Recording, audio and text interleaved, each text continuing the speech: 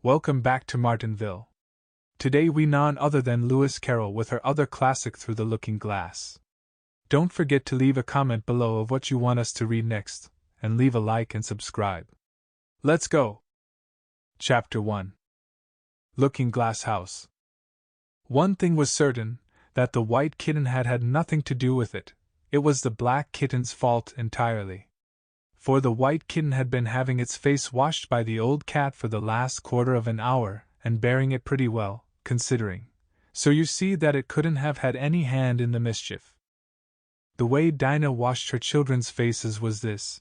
First she held the poor thing down by its ear with one paw, and then with the other paw she rubbed its face all over, the wrong way, beginning at the nose. And just now, as I said, she was hard at work on the white kitten, which was lying quite still and trying to purr, no doubt feeling that it was all meant for its good.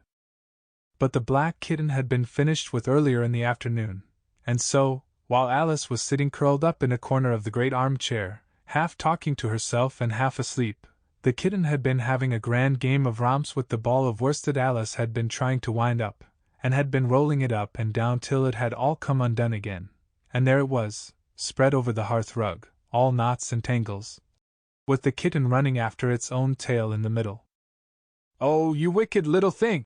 cried Alice, catching up the kitten, and giving it a little kiss to make it understand that it was in disgrace. "Really, Dinah ought to have taught you better manners. You ought, Dinah, you know you ought," she added, looking reproachfully at the old cat, and speaking in as cross a voice as she could manage, and then she scrambled back into the armchair, taking the kitten and the worsted with her, and began winding up the ball again. But she didn't get on very fast, as she was talking all the time, sometimes to the kitten, and sometimes to herself.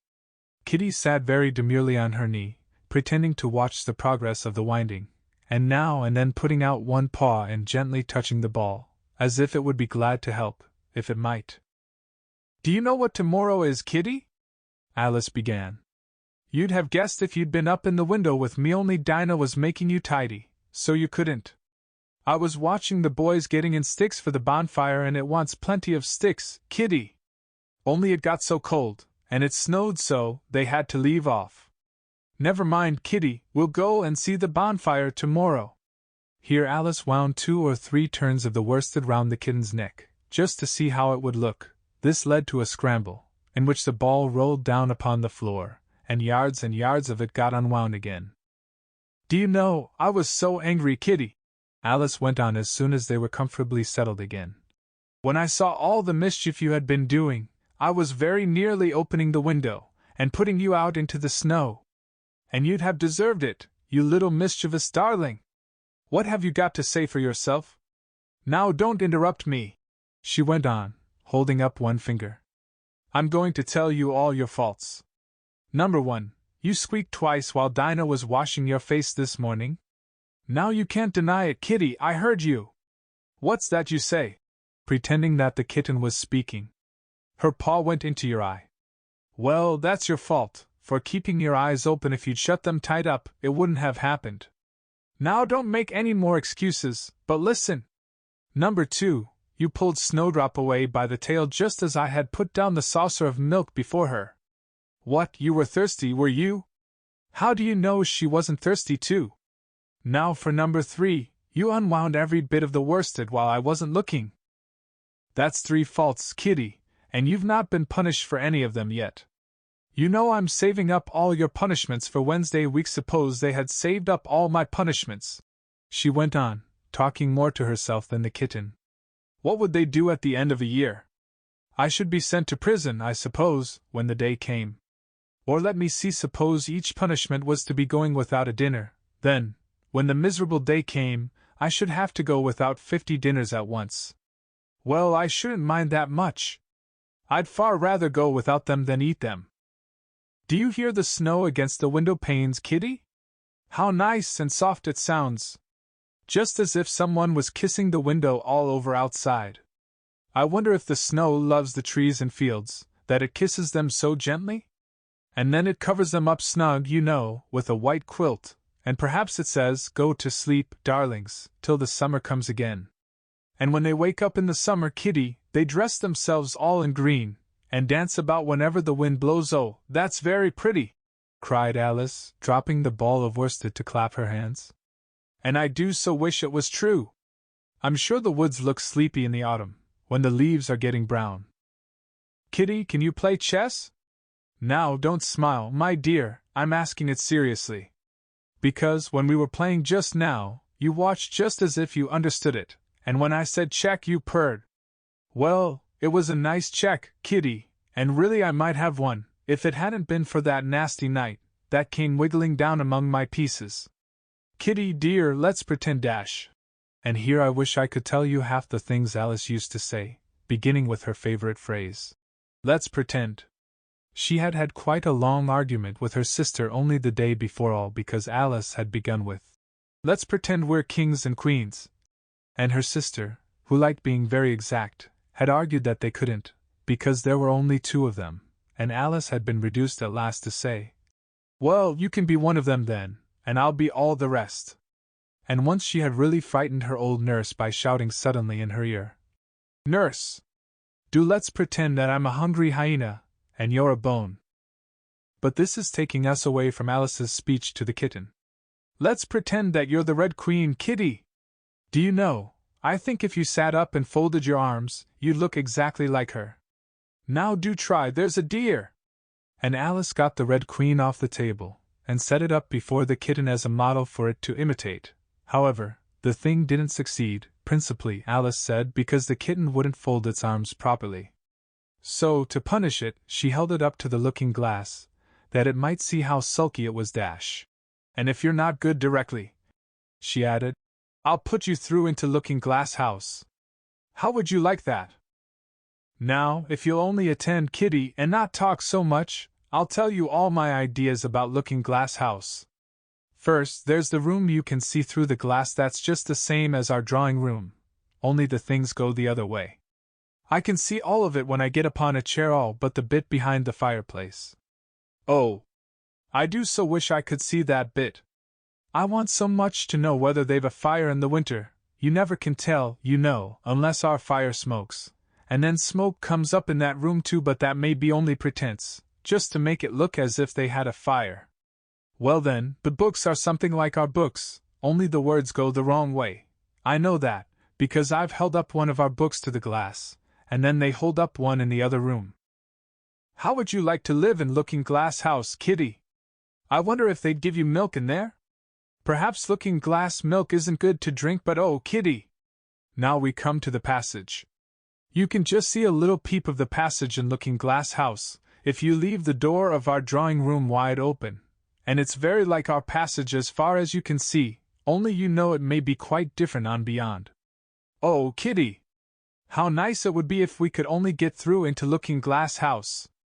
I'm sure it's got, oh, such beautiful things in it. Let's pretend there's a way of getting through into it somehow, Kitty. Let's pretend the glass has got all soft like gauze, so that we can get through. Why, it's turning into a sort of mist now, I declare. It'll be easy enough to get through. She was up on the chimney-piece while she said this, though she hardly knew how she had got there. And certainly the glass was beginning to melt away, just like a bright silvery mist. In another moment Alice was through the glass, and had jumped lightly down into the looking-glass room. The very first thing she did was to look whether there was a fire in the fireplace, and she was quite pleased to find that there was a real one, blazing away as brightly as the one she had left behind. So I shall be as warm here as I was in the old room, thought Alice. Warmer, in fact, because there'll be no one here to scold me away from the fire. Oh, what fun it'll be, when they see me through the glass in here, and can't get at me. Then she began looking about, and noticed that what could be seen from the old room was quite common and uninteresting, but that all the rest was as different as possible. For instance, the pictures on the wall next the fire seemed to be all alive, and the very clock on the chimney-piece, you know, you can only see the back of it in the looking-glass, had got the face of a little old man, and grinned at her. They don't keep this room so tidy as the other, Alice thought to herself, as she noticed several of the chessmen down in the hearth among the cinders, but in another moment, with a little "oh" of surprise, she was down on her hands and knees watching them. The chessmen were walking about 2 and 2, Here are the Red King and the Red Queen, Alice said in a whisper, for fear of frightening them. And there are the White King and the White Queen sitting on the edge of the shovel, and here are 2 castles walking arm in arm. I don't think they can hear me, she went on, as she put her head closer down. And I'm nearly sure they can't see me. I feel somehow as if I were invisible. Here something began squeaking on the table behind Alice, and made her turn her head just in time to see one of the white pawns roll over and begin kicking. She watched it with great curiosity to see what would happen next. It is the voice of my child, the White Queen cried out as she rushed past the king, so violently that she knocked him over among the cinders. My precious Lily! My imperial kitten! And she began scrambling wildly up the side of the fender. Imperial fiddlestick, said the king, rubbing his nose, which had been hurt by the fall. He had a right to be a little annoyed with the queen, for he was covered with ashes from head to foot. Alice was very anxious to be of use, and, as the poor little Lily was nearly screaming herself into a fit, she hastily picked up the queen and set her on the table by the side of her noisy little daughter. The queen gasped, and sat down. The rapid journey through the air had quite taken away her breath, and for a minute or 2 she could do nothing but hug the little Lily in silence. As soon as she had recovered her breath a little, she called out to the White King, who was sitting sulkily among the ashes. Mind the volcano! What volcano? Said the king, looking up anxiously into the fire, as if he thought that was the most likely place to find one. Blew me up, panted the queen, who was still a little out of breath. Mind you come up the regular way, don't get blown up. Alice watched the White King as he slowly struggled up from bar to bar, till at last she said, Why, you'll be hours and hours getting to the table, at that rate. I'd far better help you, hadn't I? But the king took no notice of the question. It was quite clear that he could neither hear her nor see her. So Alice picked him up very gently, and lifted him across more slowly than she had lifted the queen, that she mightn't take his breath away. But before she put him on the table, she thought she might as well dust him a little, he was so covered with ashes. She said afterwards that she had never seen in all her life such a face as the king made, when he found himself held in the air by an invisible hand, and being dusted.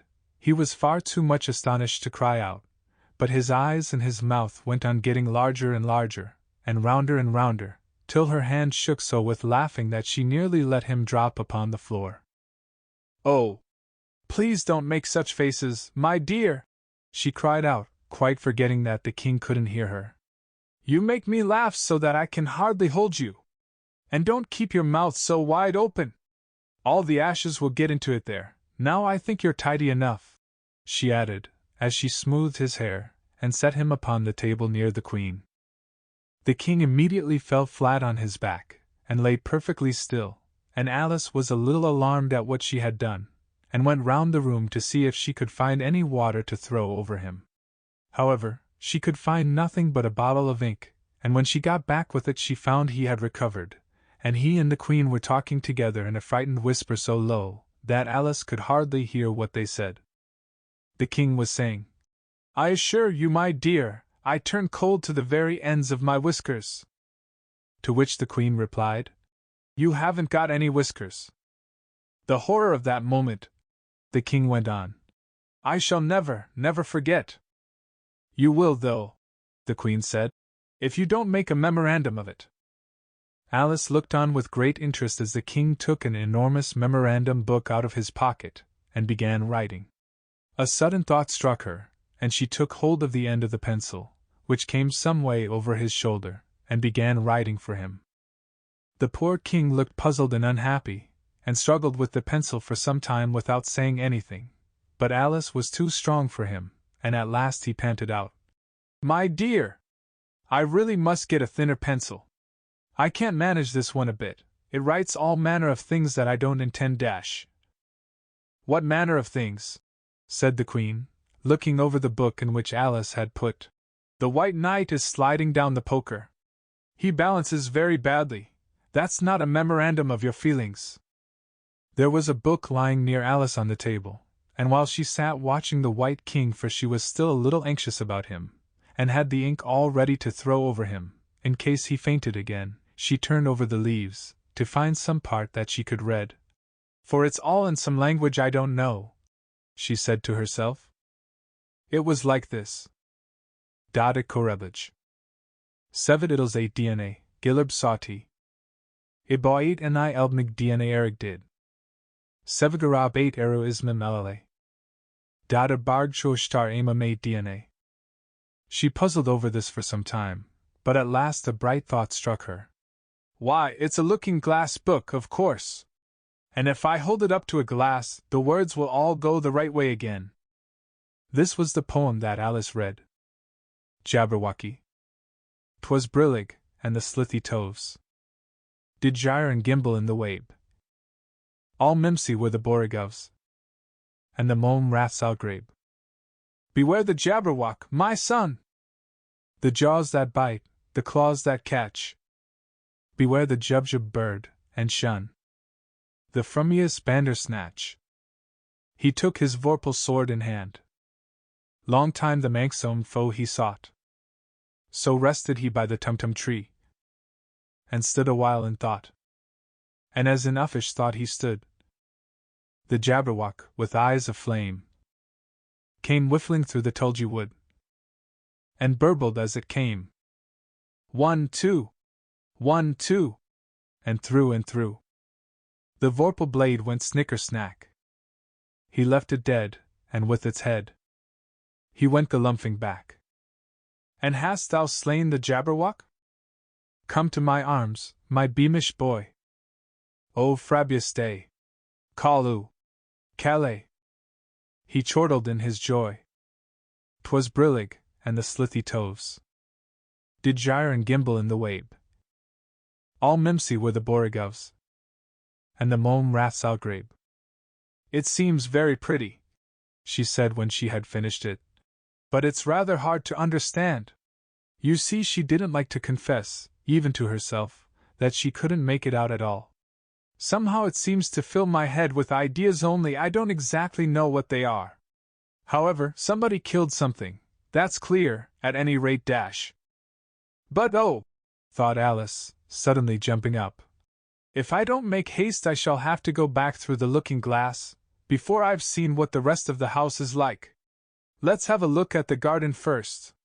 She was out of the room in a moment, and ran downstairs, or, at least, it wasn't exactly running, but a new invention of hers for getting downstairs quickly and easily, as Alice said to herself.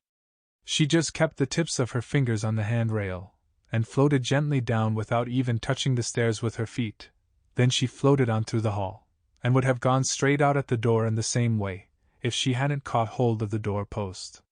She was getting a little giddy with so much floating in the air, and was rather glad to find herself walking again in the natural way. Chapter 2. The Garden of Live Flowers. I should see the garden far better, said Alice to herself, if I could get to the top of that hill, and here's a path that leads straight to it at least. No, it doesn't do that dash. After going a few yards along the path, and turning several sharp corners. But I suppose it will at last. But how curiously it twists! It's more like a corkscrew than a path. Well, this turn goes to the hill, I suppose. No, it doesn't. This goes straight back to the house. Well then, I'll try it the other way. And so she did, wandering up and down, and trying turn after turn, but always coming back to the house, do what she would. Indeed, once, when she turned a corner rather more quickly than usual, she ran against it before she could stop herself. It's no use talking about it, Alice said, looking up at the house and pretending it was arguing with her. I'm not going in again yet. I know I should have to get through the looking-glass again back into the old room, and there'd be an end of all my adventures. So, resolutely turning her back upon the house, she set out once more down the path, determined to keep straight until she got to the hill. For a few minutes all went on well, and she was just saying, I really shall do it this time dash, when the path gave a sudden twist and shook itself as she described it afterwards, and the next moment she found herself actually walking in at the door. Oh, it's too bad, she cried. I never saw such a house for getting in the way. Never! However, there was the hill full in sight, so there was nothing to be done but start again. This time she came upon a large flower bed, with a border of daisies, and a willow tree growing in the middle. "Oh, Tiger Lily," said Alice, addressing herself to one that was waving gracefully about in the wind, "I wish you could talk." "We can talk," said the Tiger Lily, "when there's anybody worth talking to." Alice was so astonished that she could not speak for a minute. It quite seemed to take her breath away. At length, as the Tiger Lily only went on waving about, she spoke again, in a timid voice almost in a whisper. "And can all the flowers talk?" "As well as you can," said the Tiger Lily. "And a great deal louder." "It isn't manners for us to begin, you know," said the Rose. "And I really was wondering when you'd speak. Said I to myself, her face has got some sense in it, though it's not a clever one. Still, you're the right color, and that goes a long way." "I don't care about the color," the Tiger Lily remarked. "If only her petals curled up a little more, she'd be all right." Alice didn't like being criticized, so she began asking questions. "Aren't you sometimes frightened at being planted out here, with nobody to take care of you?" "There's the tree in the middle," said the Rose. "What else is it good for?" "But what could it do, if any danger came?" Alice asked. "It says bough wuff," cried a daisy. "That's why its branches are called boughs." "Didn't you know that?" cried another daisy, and here they all began shouting together, till the air seemed quite full of little shrill voices. "Silence, every one of you!" cried the Tiger Lily, waving itself passionately from side to side, and trembling with excitement. "They know I can't get at them," it panted, bending its quivering head towards Alice. "Or they wouldn't dare to do it."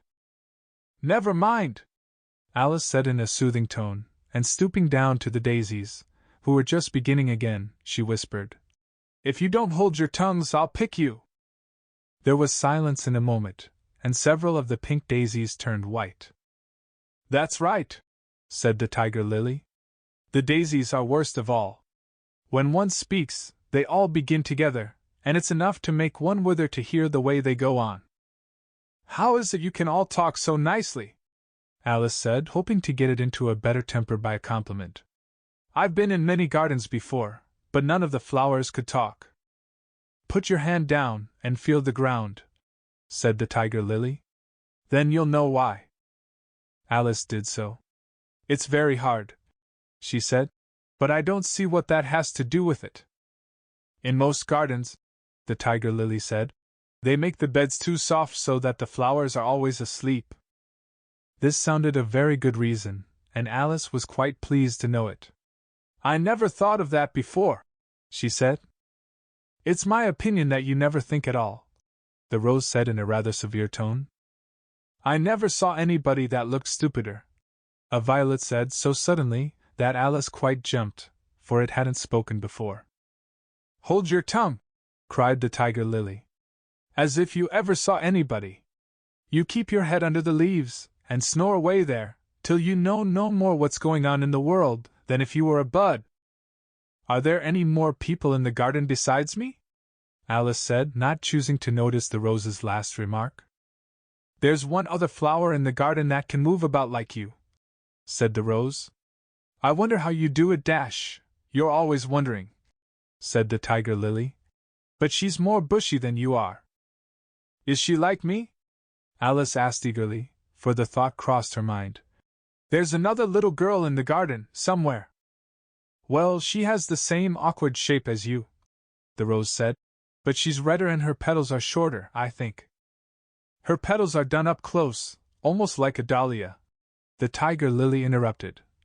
"Not tumbled about anyhow, like yours. But that's not your fault," the Rose added kindly. "You're beginning to fade, you know, and then one can't help one's petals getting a little untidy." Alice didn't like this idea at all, so, to change the subject, she asked, "Does she ever come out here?" "I dare say you'll see her soon," said the Rose. "She's one of the thorny kind." "Where does she wear the thorns?" Alice asked with some curiosity. "Why, all round her head, of course," the Rose replied. "I was wondering you hadn't got some too." I thought it was the regular rule. She's coming! Cried the larkspur. I hear her footstep, thump, thump, thump, along the gravel walk. Alice looked round eagerly, and found that it was the Red Queen. She's grown a good deal, was her first remark. She had indeed. When Alice first found her in the ashes, she had been only 3 inches high, and here she was, half a head taller than Alice herself. It's the fresh air that does it, said the Rose. Wonderfully fine air it is out here. I think I'll go and meet her, said Alice, for though the flowers were interesting enough, she felt that it would be far grander to have a talk with a real queen. You can't possibly do that, said the Rose. I should advise you to walk the other way. This sounded nonsense to Alice, so she said nothing, but set off at once towards the Red Queen. To her surprise, she lost sight of her in a moment, and found herself walking in at the front door again. A little provoked, she drew back, and after looking everywhere for the Queen, whom she spied out at last, a long way off, she thought she would try the plan, this time, of walking in the opposite direction. It succeeded beautifully. She had not been walking a minute before she found herself face to face with the Red Queen, and full in sight of the hill she had been so long aiming at. Where do you come from? Said the Red Queen. And where are you going? Look up, speak nicely, and don't twiddle your fingers all the time. Alice attended to all these directions, and explained, as well as she could, that she had lost her way. I don't know what you mean by your way, said the Queen. All the ways about here belong to me, but why did you come out here at all? She added in a kinder tone. Curtsy while you're thinking what to say, it saves time. Alice wondered a little at this, but she was too much in awe of the Queen to disbelieve it. I'll try it when I go home, she thought to herself. The next time I'm a little late for dinner. It's time for you to answer now, the Queen said, looking at her watch. Open your mouth a little wider when you speak, and always say Your Majesty. I only wanted to see what the garden was like, Your Majesty dash. That's right, said the Queen, patting her on the head, which Alice didn't like at all. Though when you say garden, I've seen gardens compared with which this would be a wilderness. Alice didn't dare to argue the point, but went on. And I thought I'd try and find my way to the top of that hill dash. When you say hill, the Queen interrupted, I could show you hills, in comparison with which you'd call that a valley. No, I shouldn't, said Alice, surprised into contradicting her at last. A hill can't be a valley, you know. That would be nonsense dash. The Red Queen shook her head. You may call it nonsense if you like, she said, but I've heard nonsense compared with which that would be as sensible as a dictionary. Alice curtsied again, as she was afraid from the Queen's tone that she was a little offended, and they walked on in silence till they got to the top of the little hill. For some minutes Alice stood without speaking, looking out in all directions over the country, and a most curious country it was. There were a number of tiny little brooks running straight across it from side to side, and the ground between was divided up into squares by a number of little green hedges that reached from brook to brook. I declare it's marked out just like a large chessboard, Alice said at last. There ought to be some men moving about somewhere, and so there are, she added in a tone of delight, and her heart began to beat quick with excitement as she went on.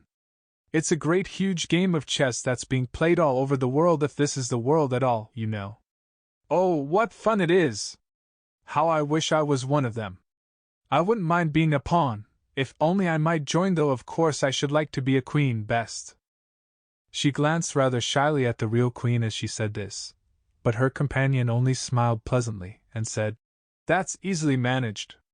You can be the White Queen's pawn, if you like, as Lily's too young to play, and you're in the second square to begin with. When you get to the 8th square you'll be a queen dash.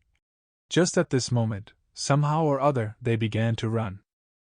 Alice never could quite make out, in thinking it over afterwards, how it was that they began. All she remembers is that they were running hand in hand, and the Queen went so fast that it was all she could do to keep up with her, and still the Queen kept crying, Faster! Faster! But Alice felt she could not go faster, though she had not breath left to say so. The most curious part of the thing was that the trees and the other things round them never changed their places at all. However fast they went, they never seemed to pass anything. I wonder if all the things move along with us? Thought poor puzzled Alice. And the Queen seemed to guess her thoughts, for she cried, "Faster! Don't try to talk!" Not that Alice had any idea of doing that. She felt as if she would never be able to talk again, she was getting so much out of breath, and still the Queen cried, "Faster! Faster!" and dragged her along. "Are we nearly there?" Alice managed to pant out at last.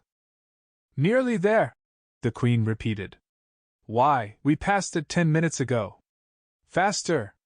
And they ran on for a time in silence, with the wind whistling in Alice's ears, and almost blowing her hair off her head, she fancied.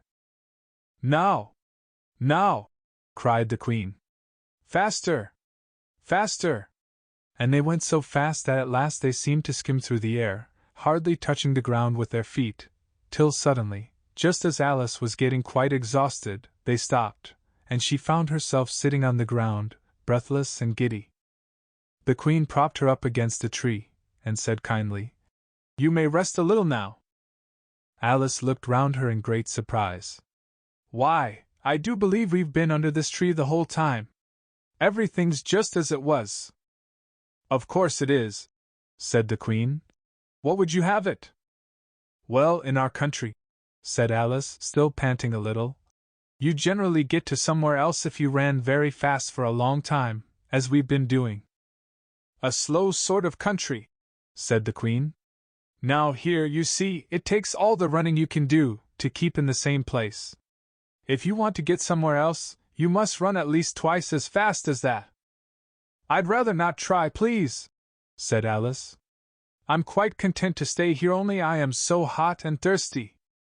"I know what you'd like," the Queen said good-naturedly, taking a little box out of her pocket. "Have a biscuit?" Alice thought it would not be civil to say no, though it wasn't at all what she wanted. So she took it, and ate it as well as she could, and it was very dry, and she thought she had never been so nearly choked in all her life. "While you're refreshing yourself," said the Queen, "I'll just take the measurements." And she took a ribbon out of her pocket, marked in inches, and began measuring the ground, and sticking little pegs in here and there. "At the end of 2 yards," she said, putting in a peg to mark the distance, "I shall give you your directions. Have another biscuit?" "No, thank you," said Alice. "One's quite enough." "Thirst quenched, I hope?" said the Queen. Alice did not know what to say to this, but luckily the Queen did not wait for an answer, but went on. "At the end of 3 yards I shall repeat them for fear of your forgetting them. At the end of 4 I shall say good-bye. And at the end of 5 I shall go." She had got all the pegs put in by this time, and Alice looked on with great interest as she returned to the tree, and then began slowly walking down the row. At the 2-yard peg she faced round, and said, "A pawn goes 2 squares in its first move, you know. So you'll go very quickly through the 3rd square by railway, I should think, and you'll find yourself in the 4th square in no time. Well, that square belongs to Tweedledum and Tweedledee, the 5th is mostly water, the 6th belongs to Humpty Dumpty, but you make no remark?" "I didn't know I had to make one just then," Alice faltered out. "You should have said, it's extremely kind of you to tell me all this, however. We'll suppose it said the 7th square is all forest, however. One of the knights will show you the way, and in the 8th square we shall be queens together, and it's all feasting and fun." Alice got up and curtsied, and sat down again. At the next peg the Queen turned again, and this time she said, "Speak in French when you can't think of the English for a thing. Turn out your toes as you walk and remember who you are." She did not wait for Alice to curtsy this time, but walked on quickly to the next peg, where she turned for a moment to say, "Goodbye," and then hurried on to the last. How it happened, Alice never knew, but exactly as she came to the last peg, she was gone. Whether she vanished into the air, or whether she ran quickly into the wood. "And she can run very fast," thought Alice. There was no way of guessing, but she was gone, and Alice began to remember that she was a pawn, and that it would soon be time for her to move. Chapter 3. Looking-glass insects. Of course, the first thing to do was to make a grand survey of the country she was going to travel through. It's something very like learning geography, thought Alice, as she stood on tiptoe in hopes of being able to see a little further. Principal rivers there are none. Principal mountains I am on the only one, but I don't think it's got any name.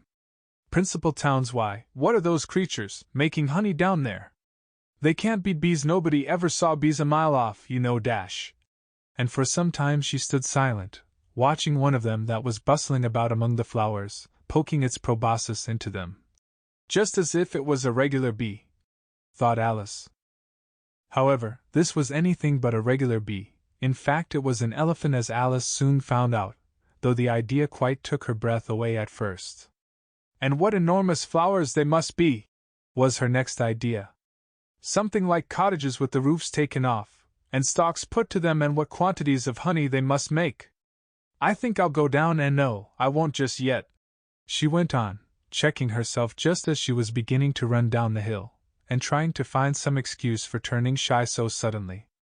It'll never do to go down among them without a good long branch to brush them away, and what fun it'll be when they ask me how I like my walk. I shall say, oh, I like it well enough. Here came the favorite little toss of the head. Only it was so dusty and hot, and the elephants did tease so. I think I'll go down the other way, she said after a pause, and perhaps I may visit the elephants later on. Besides, I do so want to get into the third square.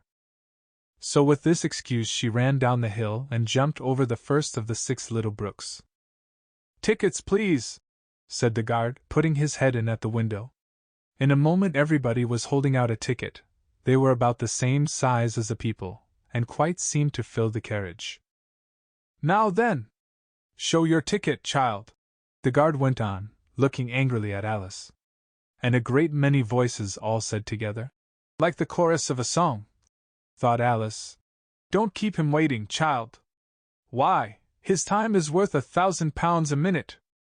I'm afraid I haven't got one, Alice said in a frightened tone. There wasn't a ticket office where I came from.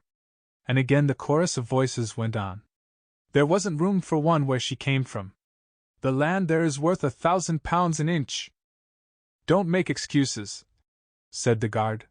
You should have bought one from the engine driver. And once more the chorus of voices went on with, the man that drives the engine. Why, the smoke alone is worth £1,000 a puff. Alice thought to herself. Then there's no use in speaking. The voices didn't join in this time, as she hadn't spoken, but to her great surprise, they all thought in chorus. I hope you understand what thinking in chorus means, for I must confess that I don't. Better say nothing at all. Language is worth £1,000 a word. I shall dream about £1,000 tonight, I know I shall, thought Alice. All this time the guard was looking at her, first through a telescope, then through a microscope, and then through an opera glass. At last he said, You're traveling the wrong way, and shut up the window and went away. So young a child, said the gentleman sitting opposite to her. He was dressed in white paper. Ought to know which way she's going, even if she doesn't know her own name. A goat, that was sitting next to the gentleman in white, shut his eyes and said in a loud voice, She ought to know her way to the ticket office, even if she doesn't know her alphabet. There was a beetle sitting next to the goat. It was a very queer carriage full of passengers altogether, and, as the rules seemed to be that they should all speak in turn, he went on with, She'll have to go back from here as luggage. Alice couldn't see who was sitting beyond the beetle, but a hoarse voice spoke next. Change engines, it said, and was obliged to leave off. It sounds like a horse, Alice thought to herself.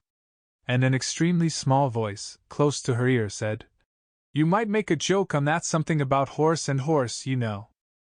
Then a very gentle voice in the distance said, She must be labeled lass, with care, you know. And after that other voices went on. What a number of people there are in the carriage, thought Alice, saying, She must go by post, as she's got a head on her. She must be sent as a message by the telegraph. She must draw the train herself the rest of the way. And so on. But the gentleman dressed in white paper leaned forwards and whispered in her ear, Never mind what they all say, my dear, but take a return ticket every time the train stops. Indeed I shan't, Alice said rather impatiently. I don't belong to this railway journey at all. I was in a wood just now and I wish I could get back there. You might make a joke on that, said the little voice close to her ear. Something about you would if you could, you know. Don't tease so, said Alice, looking about in vain to see where the voice came from.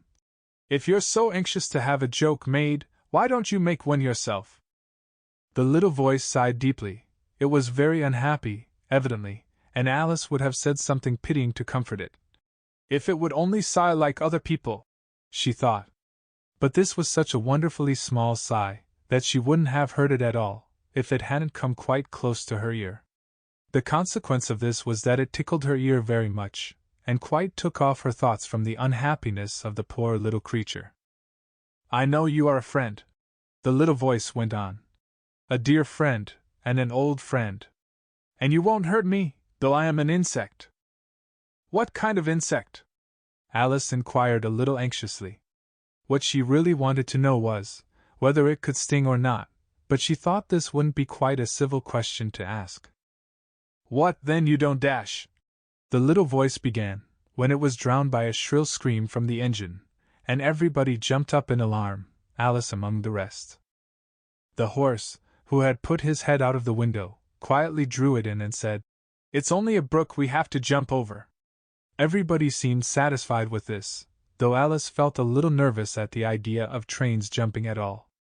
However, it'll take us into the fourth square, that's some comfort, she said to herself.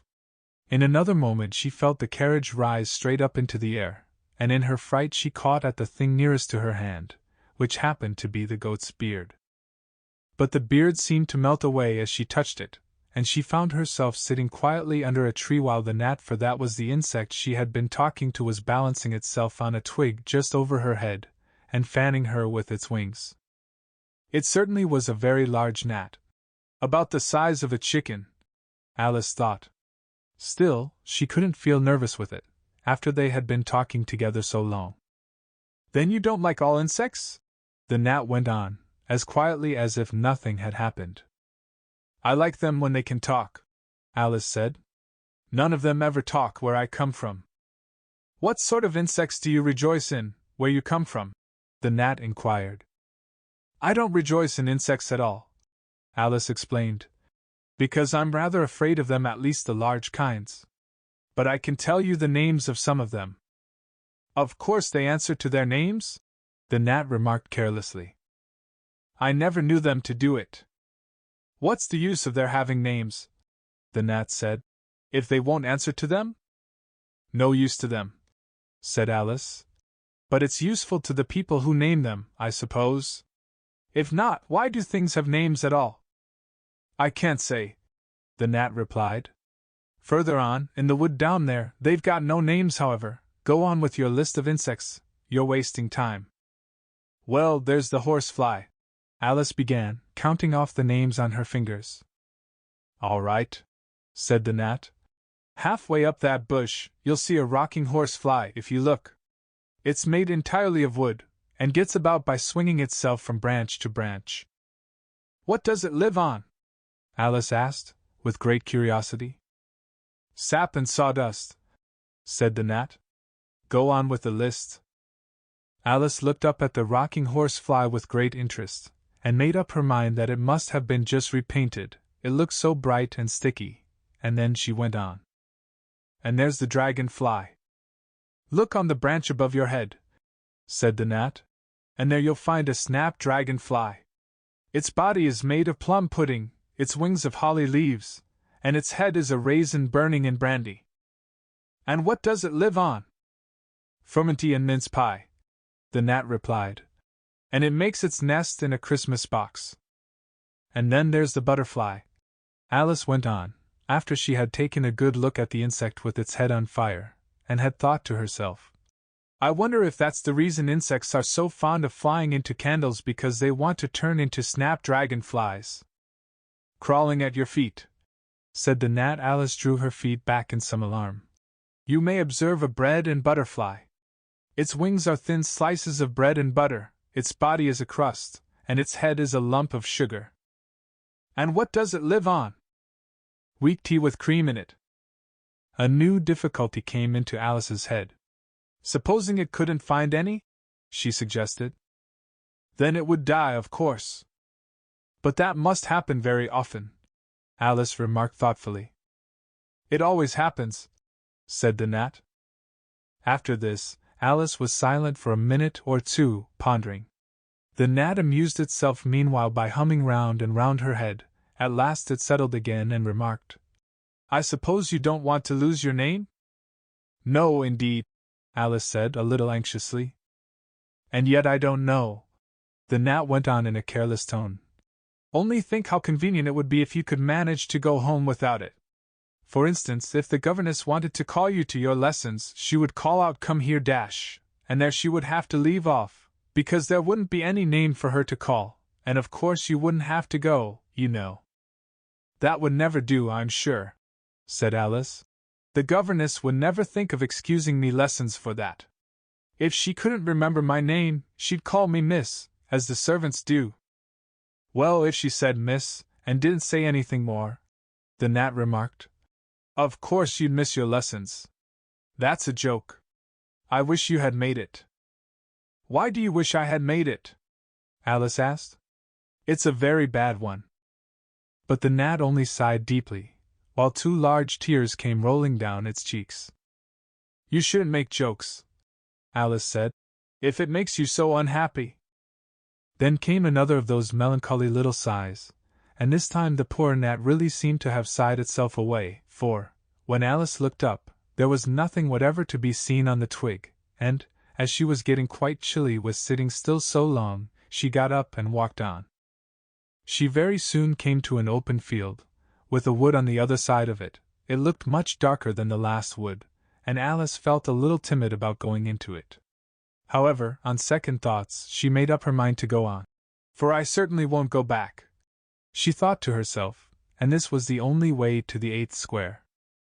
This must be the wood, she said thoughtfully to herself, where things have no names. I wonder what'll become of my name when I go in.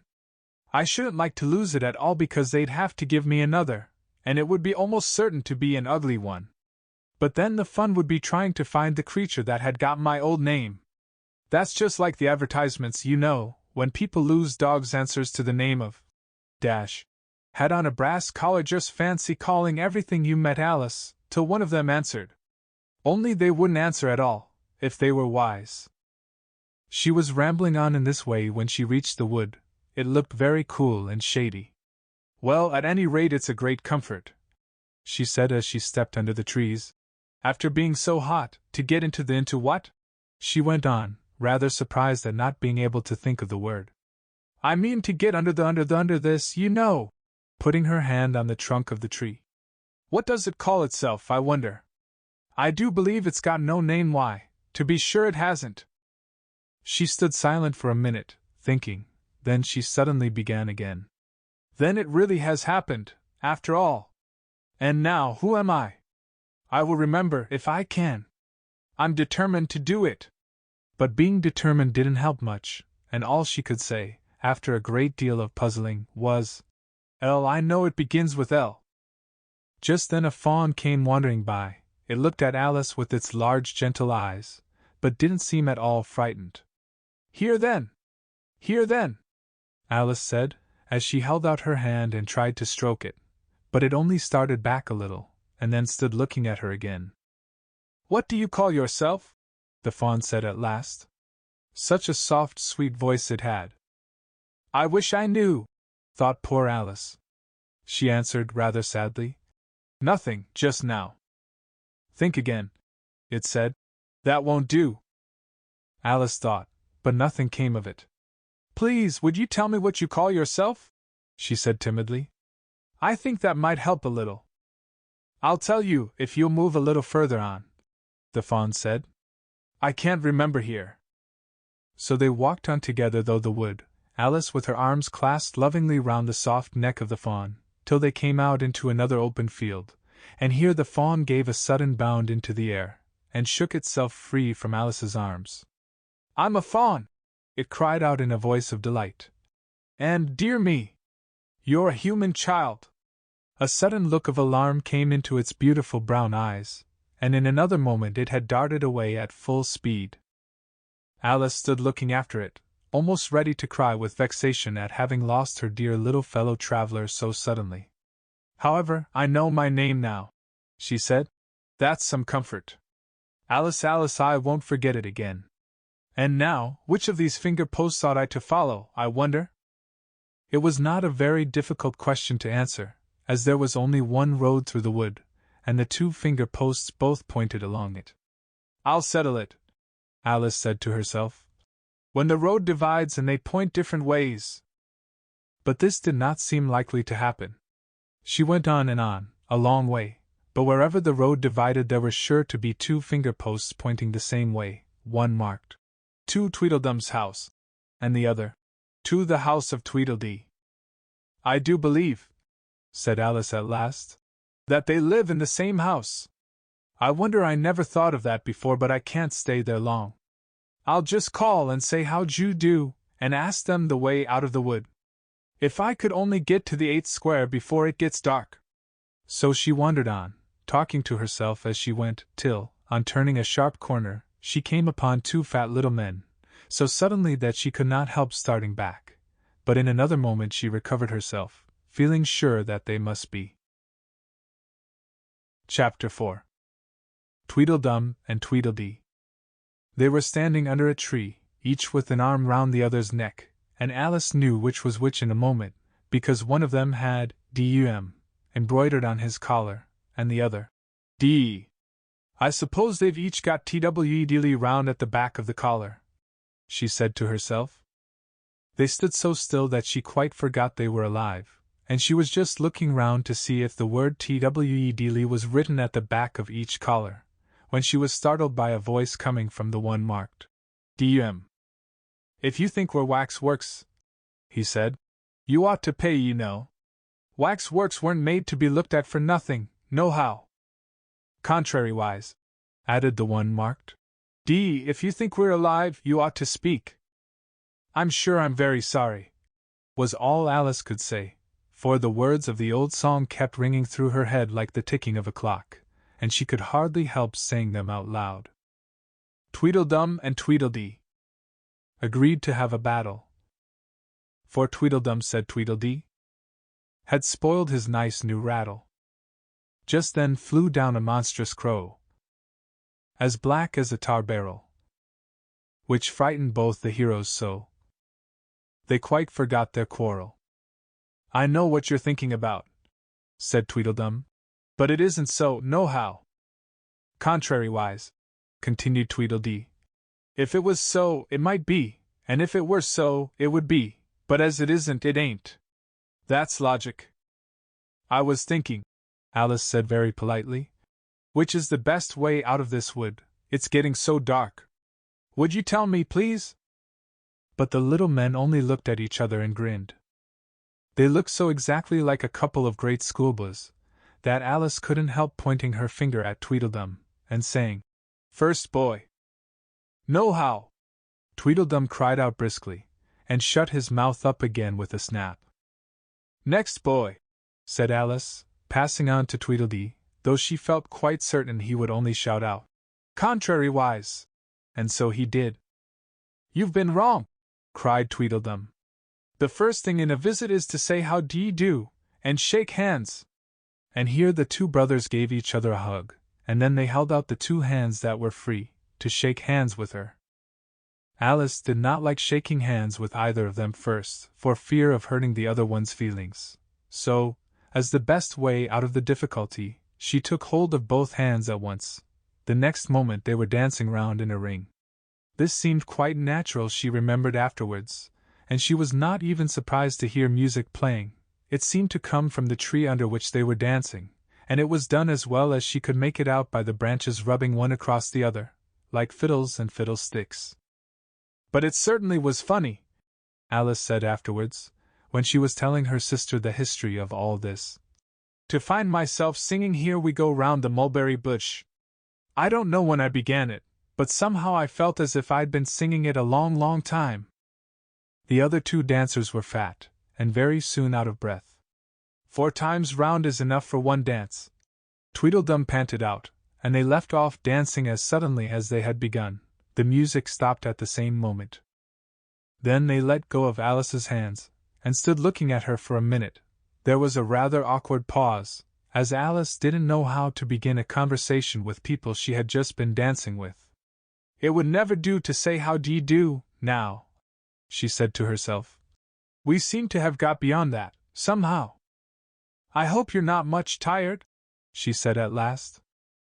Nohow. And thank you very much for asking, said Tweedledum. So much obliged, added Tweedledee. You like poetry? Yes, pretty well some poetry, Alice said doubtfully. Would you tell me which road leads out of the wood? What shall I repeat to her? Said Tweedledee, looking round at Tweedledum with great solemn eyes, and not noticing Alice's question. The Walrus and the Carpenter is the longest, Tweedledum replied, giving his brother an affectionate hug. Tweedledee began instantly. The sun was shining dash. Here Alice ventured to interrupt him. If it's very long, she said, as politely as she could, would you please tell me first which road dash? Tweedledee smiled gently, and began again. The sun was shining on the sea. Shining with all his might. He did his very best to make the billows smooth and bright. And this was odd, because it was the middle of the night. The moon was shining sulkily, because she thought the sun had got no business to be there. After the day was done. It's very rude of him, she said, to come and spoil the fun. The sea was wet as wet could be. The sands were dry as dry. You could not see a cloud, because no cloud was in the sky. No birds were flying overhead. There were no birds to fly. The Walrus and the Carpenter were walking close at hand. They wept like anything to see such quantities of sand. If this were only cleared away, they said, it would be grand. If 7 maids with 7 mops swept it for half a year. Do you suppose, the Walrus said, that they could get it clear?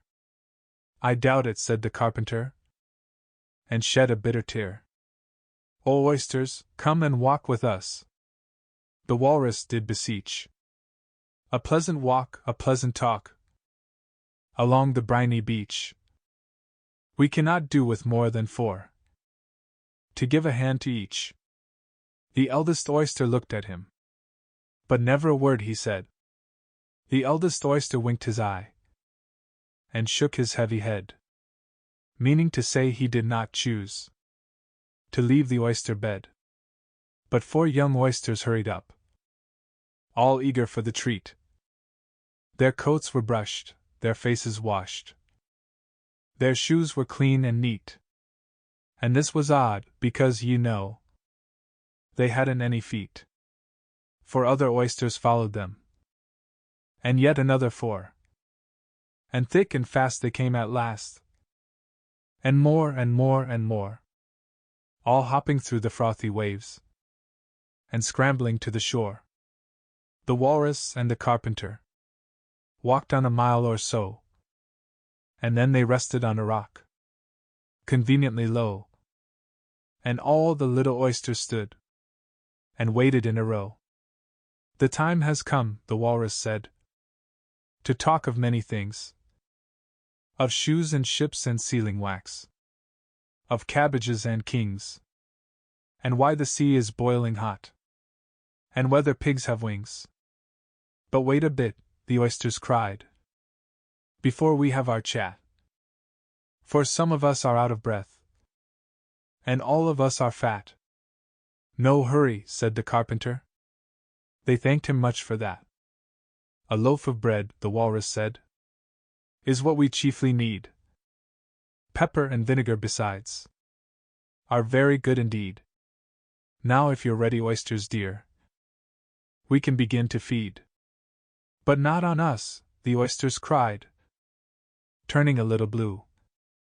After such kindness, that would be a dismal thing to do. The night is fine, the walrus said. Do you admire the view? It was so kind of you to come. And you are very nice. The carpenter said nothing but cut us another slice. I wish you were not quite so deaf I've had to ask you twice. It seems a shame, the walrus said, to play them such a trick, after we've brought them out so far. And made them trot so quick. The carpenter said nothing but, the butter's spread too thick. I weep for you, the walrus said. I deeply sympathize. With sobs and tears he sorted out those of the largest size, holding his pocket handkerchief before his streaming eyes. Oh, oysters, said the carpenter. You've had a pleasant run. Shall we be trotting home again? But answer came there none, and that was scarcely odd, because they'd eaten every one. I like the walrus best, said Alice, because you see he was a little sorry for the poor oysters. He ate more than the carpenter, though, said Tweedledee. You see he held his handkerchief in front, so that the carpenter couldn't count how many he took, contrariwise. That was mean, Alice said indignantly. Then I like the carpenter best if he didn't eat so many as the walrus. But he ate as many as he could get, said Tweedledum. This was a puzzler. After a pause, Alice began. Well, they were both very unpleasant characters, dash. Here she checked herself in some alarm, at hearing something that sounded to her like the puffing of a large steam engine in the wood near them, though she feared it was more likely to be a wild beast. Are there any lions or tigers about here? She asked timidly. It's only the Red King snoring, said Tweedledee. Come and look at him, the brothers cried, and they each took one of Alice's hands, and led her up to where the king was sleeping. Isn't he a lovely sight? Said Tweedledum. Alice couldn't say honestly that he was. He had a tall red nightcap on, with a tassel, and he was lying crumpled up into a sort of untidy heap, and snoring loud dash. Fit to snore his head off, as Tweedledum remarked. I'm afraid he'll catch cold with lying on the damp grass, said Alice, who was a very thoughtful little girl. He's dreaming now, said Tweedledee. And what do you think he's dreaming about? Alice said. Nobody can guess that. Why, about you, Tweedledee exclaimed, clapping his hands triumphantly. And if he left off dreaming about you, where do you suppose you'd be? Where I am now, of course, said Alice. Not you, Tweedledee retorted contemptuously. You'd be nowhere. Why, you're only a sort of thing in his dream. If that there king was to wake, added Tweedledum, you'd go out bang, just like a candle. I shouldn't, Alice exclaimed indignantly. Besides, if I'm only a sort of thing in his dream, what are you, I should like to know? Ditto, said Tweedledum. Ditto, ditto, cried Tweedledee. He shouted this so loud that Alice couldn't help saying, Hush! You'll be waking him, I'm afraid, if you make so much noise. Well, it's no use your talking about waking him, said Tweedledum, when you're only one of the things in his dream. You know very well you're not real. I am real, said Alice and began to cry. You won't make yourself a bit realer by crying, Tweedledee remarked. There's nothing to cry about. If I wasn't real, Alice said, half laughing through her tears, it all seemed so ridiculous dash. I shouldn't be able to cry. I hope you don't suppose those are real tears? Tweedledum interrupted in a tone of great contempt. I know they're talking nonsense, Alice thought to herself. And it's foolish to cry about it. So she brushed away her tears, and went on as cheerfully as she could. At any rate, I'd better be getting out of the wood, for really it's coming on very dark. Do you think it's going to rain? Tweedledum spread a large umbrella over himself and his brother, and looked up into it. No, I don't think it is, he said. At least not under here. Nohow. But it may rain outside? It may if it chooses, said Tweedledee. We've no objection. Contrariwise.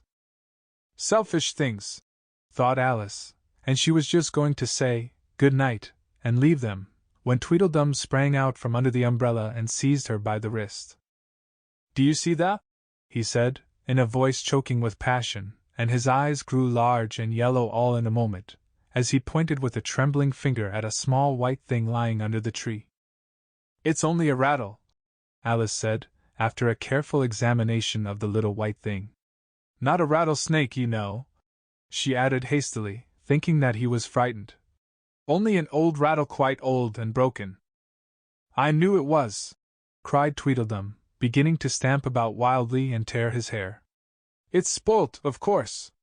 Here he looked at Tweedledee, who immediately sat down on the ground, and tried to hide himself under the umbrella. Alice laid her hand upon his arm, and said in a soothing tone, "You needn't be so angry about an old rattle." "But it isn't old!" Tweedledum cried, in a greater fury than ever. "It's new, I tell you, I bought it yesterday, my nice new rattle!"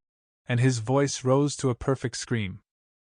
All this time Tweedledee was trying his best to fold up the umbrella, with himself in it, which was such an extraordinary thing to do, that it quite took off Alice's attention from the angry brother. But he couldn't quite succeed, and it ended in his rolling over, bundled up in the umbrella, with only his head out, and there he lay, opening and shutting his mouth and his large eyes looking more like a fish than anything else. Alice thought. "Of course you agreed to have a battle?" Tweedledum said in a calmer tone. "I suppose so," the other sulkily replied, as he crawled out of the umbrella. "Only she must help us to dress up, you know." So the two brothers went off hand in hand into the wood, and returned in a minute with their arms full of things such as bolsters, blankets, hearth rugs, tablecloths, dish covers, and coal scuttles. "I hope you're a good hand at pinning and tying strings," Tweedledum remarked. "Every one of these things has got to go on, somehow or other." Alice said afterwards she had never seen such a fuss made about anything in all her life, the way those two bustled about, and the quantity of things they put on, and the trouble they gave her in tying strings and fastening buttons. "Really, they'll be more like bundles of old clothes than anything else, by the time they're ready," she said to herself, as she arranged a bolster round the neck of Tweedledee, "to keep his head from being cut off," as he said. "You know," he added very gravely, "it's one of the most serious things that can possibly happen to one in a battle to get one's head cut off." Alice laughed aloud, but she managed to turn it into a cough, for fear of hurting his feelings. "Do I look very pale?" said Tweedledum, coming up to have his helmet tied on. He called it a helmet, though it certainly looked much more like a saucepan. "Well, yes, a little," Alice replied gently. "I'm very brave generally," he went on in a low voice. "Only today I happen to have a headache." "And I've got a toothache," said Tweedledee, who had overheard the remark. "I'm far worse off than you." "Then you'd better not fight today," said Alice, thinking it a good opportunity to make peace. "We must have a bit of a fight, but I don't care about going on long," said Tweedledum. "What's the time now?" Tweedledee looked at his watch, and said, 4:30. "Let's fight till 6, and then have dinner," said Tweedledum. "Very well," the other said, rather sadly. "And she can watch us, only you'd better not come very close," he added. "I generally hit everything I can see when I get really excited. And I hit everything within reach," cried Tweedledum, "whether I can see it or not." Alice laughed. "You must hit the trees pretty often, I should think," she said. Tweedledum looked round him with a satisfied smile. "I don't suppose," he said, "there'll be a tree left standing, for ever so far round, by the time we've finished." "And all about a rattle," said Alice, still hoping to make them a little ashamed of fighting for such a trifle.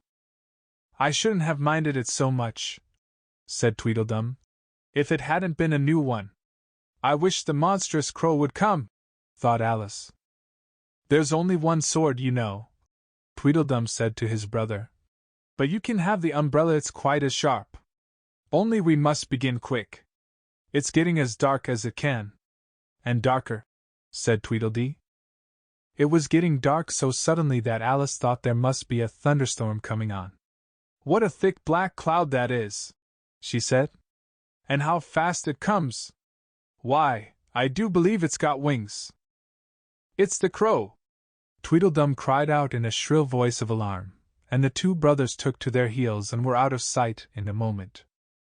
Alice ran a little way into the wood, and stopped under a large tree. It can never get at me here, she thought. It's far too large to squeeze itself in among the trees. But I wish it wouldn't flap its wings so it makes quite a hurricane in the wood. Here's somebody's shawl being blown away.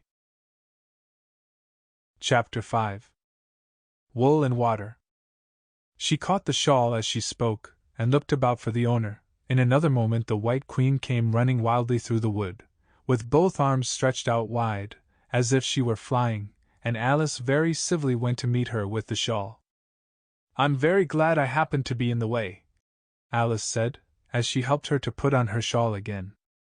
The White Queen only looked at her in a helpless, frightened sort of way, and kept repeating something in a whisper to herself that sounded like, "Bread and butter, bread and butter." And Alice felt that if there was to be any conversation at all, she must manage it herself. So she began rather timidly. "Am I addressing the White Queen?" "Well, yes, if you call that addressing," the Queen said. "It isn't my notion of the thing, at all." Alice thought it would never do to have an argument at the very beginning of their conversation, so she smiled and said, "If your Majesty will only tell me the right way to begin, I'll do it as well as I can." "But I don't want it done at all," groaned the poor Queen. "I've been addressing myself for the last 2 hours." It would have been all the better, as it seemed to Alice, if she had got someone else to dress her. She was so dreadfully untidy. "Every single thing's crooked," Alice thought to herself.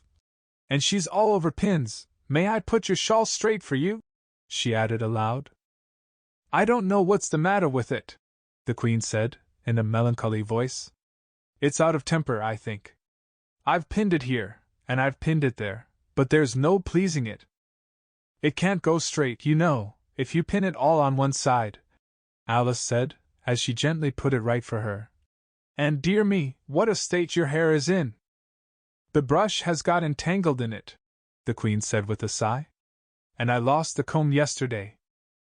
Alice carefully released the brush, and did her best to get the hair into order. "Come, you look rather better now," she said, after altering most of the pins. "But really you should have a lady's maid." "I'm sure I'll take you with pleasure," the Queen said. "Tuppence a week, and jam every other day." Alice couldn't help laughing as she said, "I don't want you to hire me, and I don't care for jam." "It's very good jam," said the Queen. "Well, I don't want any today, at any rate." "You couldn't have it if you did want it," the Queen said. "The rule is, jam tomorrow and jam yesterday, but never jam today." "It must come sometimes to jam today," Alice objected. "No, it can't," said the Queen. "It's jam every other day. Today isn't any other day, you know." "I don't understand you," said Alice. "It's dreadfully confusing." "That's the effect of living backwards," the Queen said kindly.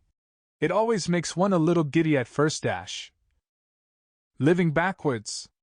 Alice repeated in great astonishment. "I never heard of such a thing." "But there's one great advantage in it, that one's memory works both ways." "I'm sure mine only works one way," Alice remarked. "I can't remember things before they happen." "It's a poor sort of memory that only works backwards," the Queen remarked. "What sort of things do you remember best?" Alice ventured to ask. "Oh, things that happen the week after next," the Queen replied in a careless tone. "For instance, now," she went on, sticking a large piece of plaster on her finger as she spoke. "There's the King's messenger. He's in prison now, being punished, and the trial doesn't even begin till next Wednesday, and of course the crime comes last of all." "Suppose he never commits the crime?" said Alice. "That would be all the better, wouldn't it?" the Queen said, as she bound the plaster round her finger with a bit of ribbon. Alice felt there was no denying that. "Of course it would be all the better," she said, "but it wouldn't be all the better his being punished." "You're wrong there, at any rate," said the Queen. "Were you ever punished?" "Only for faults," said Alice. And you were all the better for it, I know, the Queen said triumphantly. Yes, but then I had done the things I was punished for, said Alice. That makes all the difference.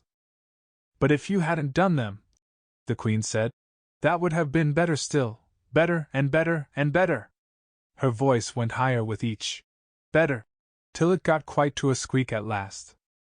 Alice was just beginning to say, there's a mistake somewhere when the Queen began screaming so loud that she had to leave the sentence unfinished. Oh, oh, oh, shouted the Queen, shaking her hand about as if she wanted to shake it off. My finger's bleeding! Oh, oh, oh, oh. Her screams were so exactly like the whistle of a steam engine that Alice had to hold both her hands over her ears. What is the matter? She said, as soon as there was a chance of making herself heard. Have you pricked your finger? I haven't pricked it yet, the Queen said, but I soon shall. Oh, oh, oh. When do you expect to do it? Alice asked, feeling very much inclined to laugh.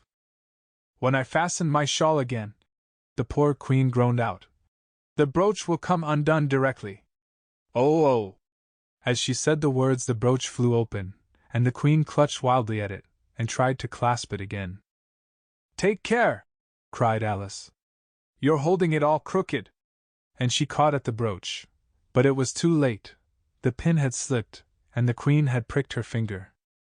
That accounts for the bleeding, you see, she said to Alice with a smile. Now you understand the way things happen here. But why don't you scream now? Alice asked, holding her hands ready to put over her ears again. Why, I've done all the screaming already, said the Queen. What would be the good of having it all over again? By this time it was getting light. The crow must have flown away, I think, said Alice. I'm so glad it's gone. I thought it was the night coming on. I wish I could manage to be glad, the Queen said. Only I never can remember the rule. You must be very happy, living in this wood, and being glad whenever you like. Only it is so very lonely here, Alice said in a melancholy voice, and at the thought of her loneliness 2 large tears came rolling down her cheeks. Oh, don't go on like that, cried the poor Queen, wringing her hands in despair. Consider what a great girl you are. Consider what a long way you've come today. Consider what o'clock it is. Consider anything, only don't cry. Alice could not help laughing at this, even in the midst of her tears. Can you keep from crying by considering things? She asked. That's the way it's done, the Queen said with great decision. Nobody can do 2 things at once, you know. Let's consider your age to begin with. How old are you? I'm 7½ exactly. You needn't say exactly, the Queen remarked. I can believe it without that. Now I'll give you something to believe. I'm just 101, 5 months and a day. I can't believe that, said Alice. Can't you? The Queen said in a pitying tone. Try again, draw a long breath, and shut your eyes. Alice laughed. There's no use trying, she said. One can't believe impossible things. I dare say you haven't had much practice, said the Queen. When I was your age, I always did it for half an hour a day. Why, sometimes I believed as many as 6 impossible things before breakfast. There goes the shawl again. The brooch had come undone as she spoke, and a sudden gust of wind blew the Queen's shawl across a little brook. The Queen spread out her arms again, and went flying after it, and this time she succeeded in catching it for herself. I've got it, she cried in a triumphant tone. Now you shall see me pin it on again, all by myself. Then I hope your finger is better now? Alice said very politely, as she crossed the little brook after the Queen. Oh, much better, cried the Queen, her voice rising to a squeak as she went on. Much better. Better. Better. Be-e-e. The last word ended in a long bleat, so like a sheep that Alice quite started. She looked at the Queen, who seemed to have suddenly wrapped herself up in wool. Alice rubbed her eyes, and looked again. She couldn't make out what had happened at all. Was she in a shop? And was it really a sheep that was sitting on the other side of the counter? Rub as she could make nothing more of it. She was in a little dark shop, leaning with her elbows on the counter, and opposite to her was an old sheep, sitting in an armchair knitting, and every now and then leaving off to look at her through a great pair of spectacles. "What is it you want to buy?" the sheep said at last, looking up for a moment from her knitting. "I don't quite know yet," Alice said very gently. "I should like to look all round me first, if I might." "You may look in front of you, and on both sides if you like," said the sheep, "but you can't look all round you unless you've got eyes at the back of your head." But these, as it happened, Alice had not got, so she contented herself with turning round, looking at the shelves as she came to them. The shop seemed to be full of all manner of curious things, but the oddest part of it all was, that whenever she looked hard at any shelf, to make out exactly what it had on it, that particular shelf was always quite empty, though the others round it were crowded as full as they could hold. "Things flow about so here," she said at last in a plaintive tone, after she had spent a minute or so in vainly pursuing a large bright thing, that looked sometimes like a doll and sometimes like a work-box, and was always in the shelf next above the one she was looking at. "And this one is the most provoking of all, but I'll tell you what, she added, as a sudden thought struck her. "I'll follow it up to the very top shelf of all. It'll puzzle it to go through the ceiling, I expect." But even this plan failed. The thing went through the ceiling as quietly as possible, as if it were quite used to it. "Are you a child or a teetotum?" the sheep said, as she took up another pair of needles. "You'll make me giddy soon, if you go on turning round like that." She was now working with 14 pairs at once, and Alice couldn't help looking at her in great astonishment. "How can she knit with so many?" the puzzled child thought to herself. "She gets more and more like a porcupine every minute." "Can you row?" the sheep asked, handing her a pair of knitting needles as she spoke. "Yes, a little, but not on land and not with needles, Alice was beginning to say, when suddenly the needles turned into oars in her hands, and she found they were in a little boat, gliding along between banks, so there was nothing for it but to do her best. "Feather!" cried the sheep, as she took up another pair of needles. This didn't sound like a remark that needed any answer, so Alice said nothing, but pulled away. There was something very queer about the water, she thought, as every now and then the oars got fast in it, and would hardly come out again. "Feather! Feather!" the sheep cried again, taking more needles. "You'll be catching a crab directly." "A dear little crab," thought Alice. "I should like that." "Didn't you hear me say feather?" the sheep cried angrily, taking up quite a bunch of needles. "Indeed I did," said Alice. "You've said it very often and very loud. Please, where are the crabs?" "In the water, of course," said the sheep, sticking some of the needles into her hair, as her hands were full. "Feather, I say." "Why do you say feather so often?" Alice asked at last, rather vexed. "I'm not a bird." "You are," said the sheep. "You're a little goose." This offended Alice a little, so there was no more conversation for a minute or two, while the boat glided gently on, sometimes among beds of weeds which made the oars stick fast in the water, worse than ever, and sometimes under trees, but always with the same tall river banks frowning over their heads. "Oh, please! There are some scented rushes!" Alice cried in a sudden transport of delight. "There really aren't such beauties!" "You needn't say please to me about 'em," the sheep said, without looking up from her knitting. "I didn't put 'em there, and I'm not going to take 'em away." "No, but I meant please, may we wait and pick some?" Alice pleaded. "If you don't mind stopping the boat for a minute." "How am I to stop it?" said the sheep. "If you leave off rowing, it'll stop of itself." So the boat was left to drift down the stream as it would, till it glided gently in among the waving rushes. And then the little sleeves were carefully rolled up, and the little arms were plunged in elbow deep to get the rushes a good long way down before breaking them off, and for a while Alice forgot all about the sheep and the knitting, as she bent over the side of the boat, with just the ends of her tangled hair dipping into the water, while with bright eager eyes she caught at one bunch after another of the darling scented rushes. "I only hope the boat won't tipple over," she said to herself. "Oh, what a lovely one! Only I couldn't quite reach it." And it certainly did seem a little provoking. Almost as if it happened on purpose. She thought that, though she managed to pick plenty of beautiful rushes as the boat glided by, there was always a more lovely one that she couldn't reach.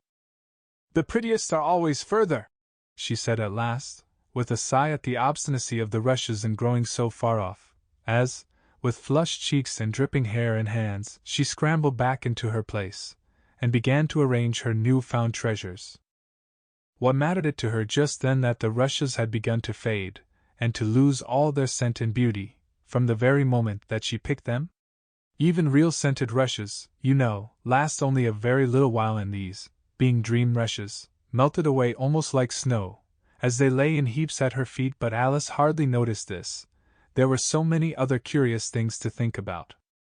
They hadn't gone much farther before the blade of one of the oars got fast in the water and wouldn't come out again, so Alice explained it afterwards, and the consequence was that the handle of it caught her under the chin, and, in spite of a series of little shrieks of "Oh, oh, oh!" from poor Alice, it swept her straight off the seat, and down among the heap of rushes. However, she wasn't hurt, and was soon up again. The sheep went on with her knitting all the while, just as if nothing had happened. "That was a nice crab you caught," she remarked, as Alice got back into her place, very much relieved to find herself still in the boat. "Was it? I didn't see it," said Alice, peeping cautiously over the side of the boat into the dark water. "I wish it hadn't let go. I should so like to see a little crab to take home with me." But the sheep only laughed scornfully, and went on with her knitting. "Are there many crabs here?" said Alice. "Crabs, and all sorts of things," said the sheep. "Plenty of choice, only make up your mind. Now, what do you want to buy?" "To buy?" Alice echoed in a tone that was half astonished and half frightened, for the oars, and the boat, and the river, had vanished all in a moment, and she was back again in the little dark shop. "I should like to buy an egg, please," she said timidly. "How do you sell them?" "5 farthing for 1 tuppence for 2, the sheep replied. "Then 2 are cheaper than 1? Alice said in a surprised tone, taking out her purse. "Only you must eat them both, if you buy 2, said the sheep. "Then I'll have 1, please," said Alice, as she put the money down on the counter. For she thought to herself, "They mightn't be at all nice, you know." The sheep took the money, and put it away in a box. Then she said, "I never put things into people's hands that would never do. You must get it for yourself." And so saying, she went off to the other end of the shop, and set the egg upright on a shelf. "I wonder why it wouldn't do," thought Alice, as she groped her way among the tables and chairs, for the shop was very dark towards the end. "The egg seems to get further away the more I walk towards it. Let me see, is this a chair? Why, it's got branches, I declare. How very odd to find trees growing here. And actually here's a little brook. Well, this is the very queerest shop I ever saw." So she went on, wondering more and more at every step, as everything turned into a tree the moment she came up to it, and she quite expected the egg to do the same. Chapter 6. Humpty Dumpty. However, the egg only got larger and larger, and more human. When she had come within a few yards of it, she saw that it had eyes and a nose and mouth, and when she had come close to it, she saw clearly that it was Humpty Dumpty himself. "It can't be anybody else," she said to herself. "I'm as certain of it, as if his name were written all over his face." It might have been written 100 times, easily, on that enormous face.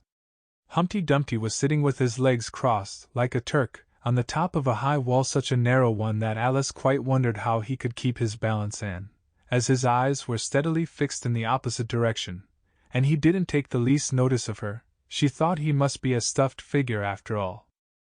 "And how exactly like an egg he is," she said aloud, standing with her hands ready to catch him, for she was every moment expecting him to fall. "It's very provoking," Humpty Dumpty said after a long silence, looking away from Alice as he spoke. "To be called an egg, very." "I said you looked like an egg, sir," Alice gently explained. And some eggs are very pretty, you know," she added, hoping to turn her remark into a sort of a compliment. "Some people," said Humpty Dumpty, looking away from her as usual, "have no more sense than a baby." Alice didn't know what to say to this. It wasn't at all like conversation, she thought, as he never said anything to her. In fact, his last remark was evidently addressed to a tree, so she stood and softly repeated to herself. Humpty Dumpty sat on a wall. Humpty Dumpty had a great fall. All the king's horses and all the king's men couldn't put Humpty Dumpty in his place again. That last line is much too long for the poetry, she added, almost out loud, forgetting that Humpty Dumpty would hear her. Don't stand there chattering to yourself like that, Humpty Dumpty said, looking at her for the first time. But tell me your name and your business. My name is Alice, but dash. It's a stupid enough name, Humpty Dumpty interrupted impatiently. What does it mean? Must a name mean something? Alice asked doubtfully. Of course it must, Humpty Dumpty said with a short laugh. My name means the shape I am, and a good handsome shape it is, too. With a name like yours, you might be any shape, almost. Why do you sit out here all alone? Said Alice, not wishing to begin an argument. Why, because there's nobody with me, cried Humpty Dumpty. Did you think I didn't know the answer to that? Ask another. Don't you think you'd be safer down on the ground? Alice went on, not with any idea of making another riddle, but simply in her good-natured anxiety for the queer creature. That wall is so very narrow. What tremendously easy riddles you ask! Humpty Dumpty growled out. Of course I don't think so. Why, if ever I did fall off, which there's no chance of, but if I did dash. Here he pursed his lips and looked so solemn and grand that Alice could hardly help laughing. If I did fall, he went on, the king has promised me with his very own mouth to dash. To send all his horses and all his men. Alice interrupted, rather unwisely. Now I declare that's too bad, Humpty Dumpty cried, breaking into a sudden passion. You've been listening at doors and behind trees and down chimneys, or you couldn't have known it. I haven't, indeed, Alice said very gently. It's in a book. Ah, well, they may write such things in a book, Humpty Dumpty said in a calmer tone. That's what you call a history of England, that is. Now take a good look at me. I'm one that has spoken to a king, I am. Mayhap you'll never see such another, and to show you I'm not proud, you may shake hands with me. And he grinned almost from ear to ear, as he leant forwards and as nearly as possible fell off the wall in doing so, and offered Alice his hand. She watched him a little anxiously as she took it. If he smiled much more, the ends of his mouth might meet behind, she thought, and then I don't know what would happen to his head. I'm afraid it would come off. Yes, all his horses and all his men, Humpty Dumpty went on. They'd pick me up again in a minute, they would. However, this conversation is going on a little too fast. Let's go back to the last remark but one. I'm afraid I can't quite remember it, Alice said very politely. In that case we start fresh, said Humpty Dumpty. And it's my turn to choose a subject dash. He talks about it just as if it was a game, thought Alice. So here's a question for you. How old did you say you were? Alice made a short calculation and said, 7 years and 6 months. Wrong! Humpty Dumpty exclaimed triumphantly. You never said a word like it. I thought you meant how old are you? Alice explained. If I'd meant that, I'd have said it, said Humpty Dumpty. Alice didn't want to begin another argument, so she said nothing. 7 years and 6 months, Humpty Dumpty repeated thoughtfully. An uncomfortable sort of age. Now if you'd asked my advice, I'd have said leave off at 7, but it's too late now. I never asked advice about growing, Alice said indignantly. Too proud? The other inquired. Alice felt even more indignant at this suggestion. I mean, she said, that one can't help growing older. One can't, perhaps, said Humpty Dumpty. But two can. With proper assistance, you might have left off at 7. What a beautiful belt you've got on, Alice suddenly remarked. They had had quite enough of the subject of age, she thought, and if they really were to take turns in choosing subjects, it was her turn now. At least, she corrected herself on second thoughts. A beautiful cravat, I should have said no, a belt, I beg your pardon, she added in dismay, for Humpty Dumpty looked thoroughly offended, and she began to wish she hadn't chosen that subject. If I only knew, she thought to herself, which was neck and which was waist. Evidently Humpty Dumpty was very angry, though he said nothing for a minute or two. When he did speak again, it was in a deep growl. It is a most provoking thing, he said at last, when a person doesn't know a cravat from a belt. I know it's very ignorant of me, Alice said, in so humble a tone that Humpty Dumpty relented. It's a cravat, child, and a beautiful one, as you say. It's a present from the White King and Queen. There now! Is it really? Said Alice, quite pleased to find that she had chosen a good subject, after all. They gave it me, Humpty Dumpty continued thoughtfully, as he crossed one knee over the other and clasped his hands round it. They gave it me for an unbirthday present. I beg your pardon? Alice said with a puzzled air. I'm not offended, said Humpty Dumpty. I mean, what is an unbirthday present? A present given when it isn't your birthday, of course. Alice considered a little. I like birthday presents best, she said at last. You don't know what you're talking about, cried Humpty Dumpty. How many days are there in a year? 365, said Alice. And how many birthdays have you? 1. And if you take 1 from 365, what remains? 364, of course. Humpty Dumpty looked doubtful. I'd rather see that done on paper, he said. Alice couldn't help smiling as she took out her memorandum book and worked the sum for him. 365. 1. 364. Humpty Dumpty took the book and looked at it carefully. That seems to be done right, he began. You're holding it upside down, Alice interrupted. To be sure I was, Humpty Dumpty said gaily, as she turned it round for him. I thought it looked a little queer. As I was saying, that seems to be done right, though I haven't time to look it over thoroughly just now, and that shows that there are 364 days when you might get unbirthday presents. Certainly, said Alice. And only 1 for birthday presents, you know. There's glory for you. I don't know what you mean by glory, Alice said. Humpty Dumpty smiled contemptuously. Of course you don't till I tell you. I meant there's a nice knock-down argument for you.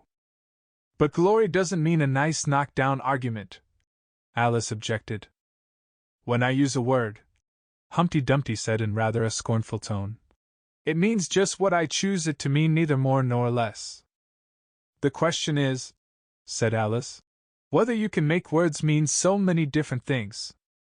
The question is, said Humpty Dumpty, which is to be master, that's all. Alice was too much puzzled to say anything, so after a minute Humpty Dumpty began again. They've a temper, some of them, particularly verbs. They're the proudest adjectives you can do anything with, but not verbs, however. I can manage the whole lot of them. Impenetrability. That's what I say. Would you tell me, please, said Alice, what that means? Now you talk like a reasonable child, said Humpty Dumpty, looking very much pleased. I meant by impenetrability that we've had enough of that subject, and it would be just as well if you'd mention what you mean to do next, as I suppose you don't mean to stop here all the rest of your life.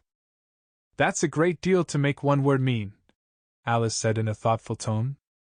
When I make a word do a lot of work like that, said Humpty Dumpty, I always pay it extra. Oh, said Alice. She was too much puzzled to make any other remark. Ah, you should see 'em come round me of a Saturday night, Humpty Dumpty went on, wagging his head gravely from side to side. For to get their wages, you know. Alice didn't venture to ask what he paid them with, and so you see I can't tell you. You seem very clever at explaining words, sir, said Alice. Would you kindly tell me the meaning of the poem called Jabberwocky? Let's hear it, said Humpty Dumpty.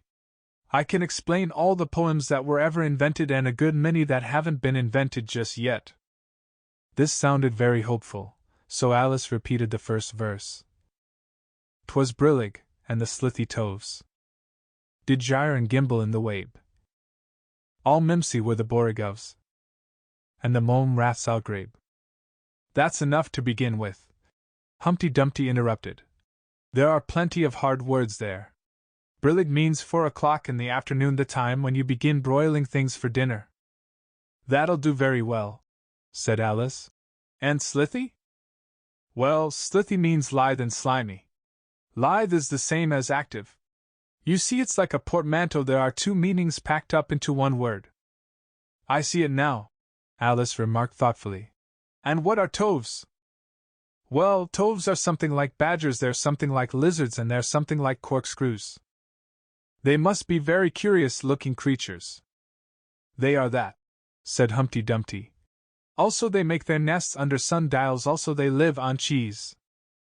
And what's to gyre and to gimble? To gyre is to go round and round like a gyroscope. To gimble is to make holes like a gimlet. And the wabe is the grass plot round a sundial, I suppose, said Alice, surprised at her own ingenuity. Of course it is. It's called wabe, you know, because it goes a long way before it, and a long way behind it dash. And a long way beyond it on each side, Alice added. Exactly so. Well then, mimsy is flimsy and miserable, there's another portmanteau for you. And a borgove is a thin, shabby-looking bird with its feathers sticking out all round, something like a live mop. And then mome raths? Said Alice. I'm afraid I'm giving you a great deal of trouble. Well, a rath is a sort of green pig, but mome I'm not certain about. I think it's short for from home, meaning that they'd lost their way, you know. And what does outgrabe mean? Well, outgrabing is something between bellowing and whistling, with a kind of sneeze in the middle. However, you'll hear it done, maybe down in the wood yonder, and when you've once heard it you'll be quite content. Who's been repeating all that hard stuff to you? I read it in a book, said Alice. But I had some poetry repeated to me, much easier than that, by Tweedledee, I think it was. As to poetry, you know, said Humpty Dumpty, stretching out one of his great hands, I can repeat poetry as well as other folk, if it comes to that dash. Oh, it needn't come to that, Alice hastily said, hoping to keep him from beginning. The piece I'm going to repeat, he went on without noticing her remark, was written entirely for your amusement. Alice felt that in that case she really ought to listen to it, so she sat down and said thank you, rather sadly.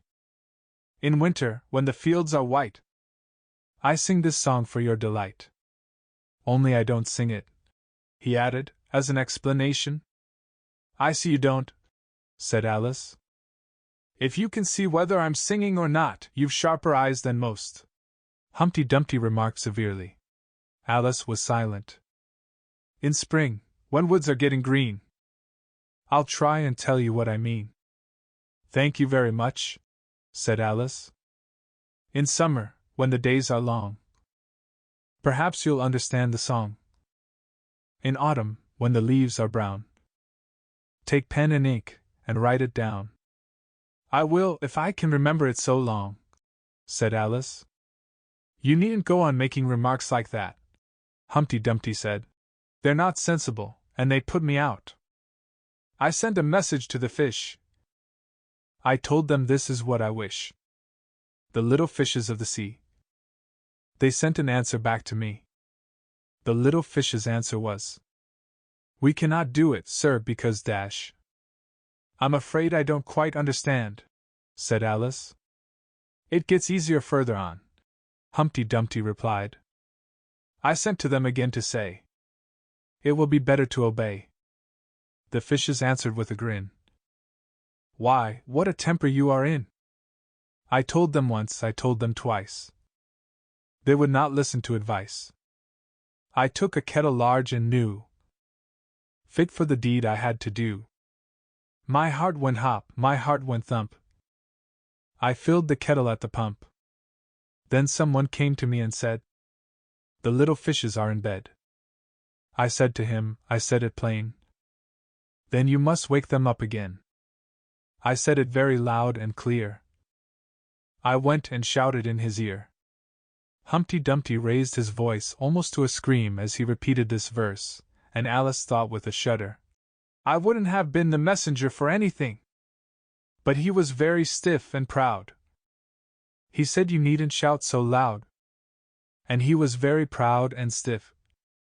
He said I'd go and wake them, if dash. I took a corkscrew from the shelf. I went to wake them up myself. And when I found the door was locked, I pulled and pushed and kicked and knocked. And when I found the door was shut, I tried to turn the handle, but dash. There was a long pause. "Is that all?" Alice timidly asked. "That's all," said Humpty Dumpty. "Goodbye." This was rather sudden, Alice thought, but, after such a very strong hint that she ought to be going, she felt that it would hardly be civil to stay. So she got up, and held out her hand. "Goodbye, till we meet again," she said as cheerfully as she could. "I shouldn't know you again if we did meet," Humpty Dumpty replied in a discontented tone, giving her one of his fingers to shake. "You're so exactly like other people. The face is what one goes by, generally," Alice remarked in a thoughtful tone. "That's just what I complain of," said Humpty Dumpty. "Your face is the same as everybody has the two eyes, so dash, marking their places in the air with this thumb. Nose in the middle, mouth under. It's always the same. Now if you had the two eyes on the same side of the nose, for instance, or the mouth at the top, that would be some help." "It wouldn't look nice," Alice objected. But Humpty Dumpty only shut his eyes and said, "Wait till you've tried." Alice waited a minute to see if he would speak again, but as he never opened his eyes or took any further notice of her, she said, "Goodbye," once more, and getting no answer to this, she quietly walked away, but she couldn't help saying to herself as she went, "Of all the unsatisfactory dash." She repeated this aloud, as it was a great comfort to have such a long word to say. "Of all the unsatisfactory people I ever met dash." She never finished the sentence, for at this moment a heavy crash shook the forest from end to end. Chapter 7. The Lion and the Unicorn. The next moment soldiers came running through the wood, at first in 2s and 3s, then 10 or 20 together, and at last in such crowds that they seemed to fill the whole forest. Alice got behind a tree, for fear of being run over, and watched them go by. She thought that in all her life she had never seen soldiers so uncertain on their feet. They were always tripping over something or other, and whenever one went down, several more always fell over him, so that the ground was soon covered with little heaps of men. Then came the horses. Having 4 feet, these managed rather better than the foot soldiers, but even they stumbled now and then, and it seemed to be a regular rule that, whenever a horse stumbled, the rider fell off instantly. The confusion got worse every moment, and Alice was very glad to get out of the wood into an open place, where she found the White King seated on the ground, busily writing in his memorandum book. "I've sent them all," the king cried in a tone of delight, on seeing Alice. "Did you happen to meet any soldiers, my dear, as you came through the wood?" "Yes, I did," said Alice. "Several thousand, I should think." 4,207, that's the exact number," the king said, referring to his book. "I couldn't send all the horses, you know, because 2 of them are wanted in the game. And I haven't sent the 2 messengers either. They're both gone to the town. Just look along the road, and tell me if you can see either of them." "I see nobody on the road," said Alice. "I only wish I had such eyes," the king remarked in a fretful tone. "To be able to see nobody! And at that distance, too! Why, it's as much as I can do to see real people, by this light." All this was lost on Alice, who was still looking intently along the road, shading her eyes with one hand. "I see somebody now!" she exclaimed at last. "But he's coming very slowly, and what curious attitudes he goes into! for the messenger kept skipping up and down, and wriggling like an eel, as he came along, with his great hands spread out like fans on each side. Not at all, said the king. He's an Anglo-Saxon messenger, and those are Anglo-Saxon attitudes. He only does them when he's happy. His name is Haya. He pronounced it so as to rhyme with mayor. I love my love with an H. Alice couldn't help beginning. Because he is happy. I hate him with an H, because he is hideous. I fed him with ham sandwiches and hay. His name is Haya, and he lives dash. He lives on the hill, the king remarked simply, without the least idea that he was joining in the game, while Alice was still hesitating for the name of a town beginning with H. The other messengers called Hata. I must have two, you know, to come and go. One to come, and one to go. I beg your pardon? Said Alice. It isn't respectable to beg, said the king. I only meant that I didn't understand, said Alice. Why one to come and one to go? Didn't I tell you? The king repeated impatiently. I must have two to fetch and carry. One to fetch and one to carry. At this moment the messenger arrived. He was far too much out of breath to say a word, and could only wave his hands about, and make the most fearful faces at the poor king. This young lady loves you with an H, the king said, introducing Alice in the hope of turning off the messenger's attention from himself, but it was no use. The Anglo-Saxon attitudes only got more extraordinary every moment, while the great eyes rolled wildly from side to side. You alarm me, said the king. I feel faint, give me a ham sandwich. On which the messenger, to Alice's great amusement, opened a bag that hung round his neck, and handed a sandwich to the king, who devoured it greedily. Another sandwich, said the king. There's nothing but hay left now, the messenger said, peeping into the bag. Hay, then, the king murmured in a faint whisper. Alice was glad to see that it revived him a good deal. There's nothing like eating hay when you're faint, he remarked to her, as he munched away.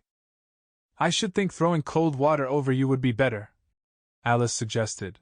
Or some sal volatile. I didn't say there was nothing better, the king replied. I said there was nothing like it. Which Alice did not venture to deny. Who did you pass on the road? The king went on, holding out his hand to the messenger for some more hay. Nobody, said the messenger. Quite right, said the king. This young lady saw him too? So of course nobody walks slower than you. I do my best, the messenger said in a sulky tone. I'm sure nobody walks much faster than I do. He can't do that, said the king, or else he'd have been here first. However, now you've got your breath, you may tell us what's happened in the town. I'll whisper it, said the messenger, putting his hands to his mouth in the shape of a trumpet, and stooping so as to get close to the king's ear. Alice was sorry for this, as she wanted to hear the news too. However, instead of whispering, he simply shouted at the top of his voice. They're at it again! Do you call that a whisper? Cried the poor king, jumping up and shaking himself. If you do such a thing again, I'll have you buttered. It went through and through my head like an earthquake. It would have to be a very tiny earthquake, thought Alice. Who are at it again? She ventured to ask. Why, the lion and the unicorn, of course, said the king. Fighting for the crown? Yes, to be sure, said the king. And the best of the joke is that it's my crown all the while. Let's run and see them. And they trotted off, Alice repeating to herself, as she ran, the words of the old song. The lion and the unicorn were fighting for the crown. The lion beat the unicorn all round the town. Some gave them white bread, some gave them brown. Some gave them plum cake and drummed them out of town. Does the one that wins get the crown? She asked, as well as she could, for the run was putting her quite out of breath. Dear me, no, said the king. What an idea! Would you be good enough, Alice panted out, after running a little further, to stop a minute just to get one's breath again? I'm good enough, the king said, only I'm not strong enough. You see, A minute goes by so fearfully quick.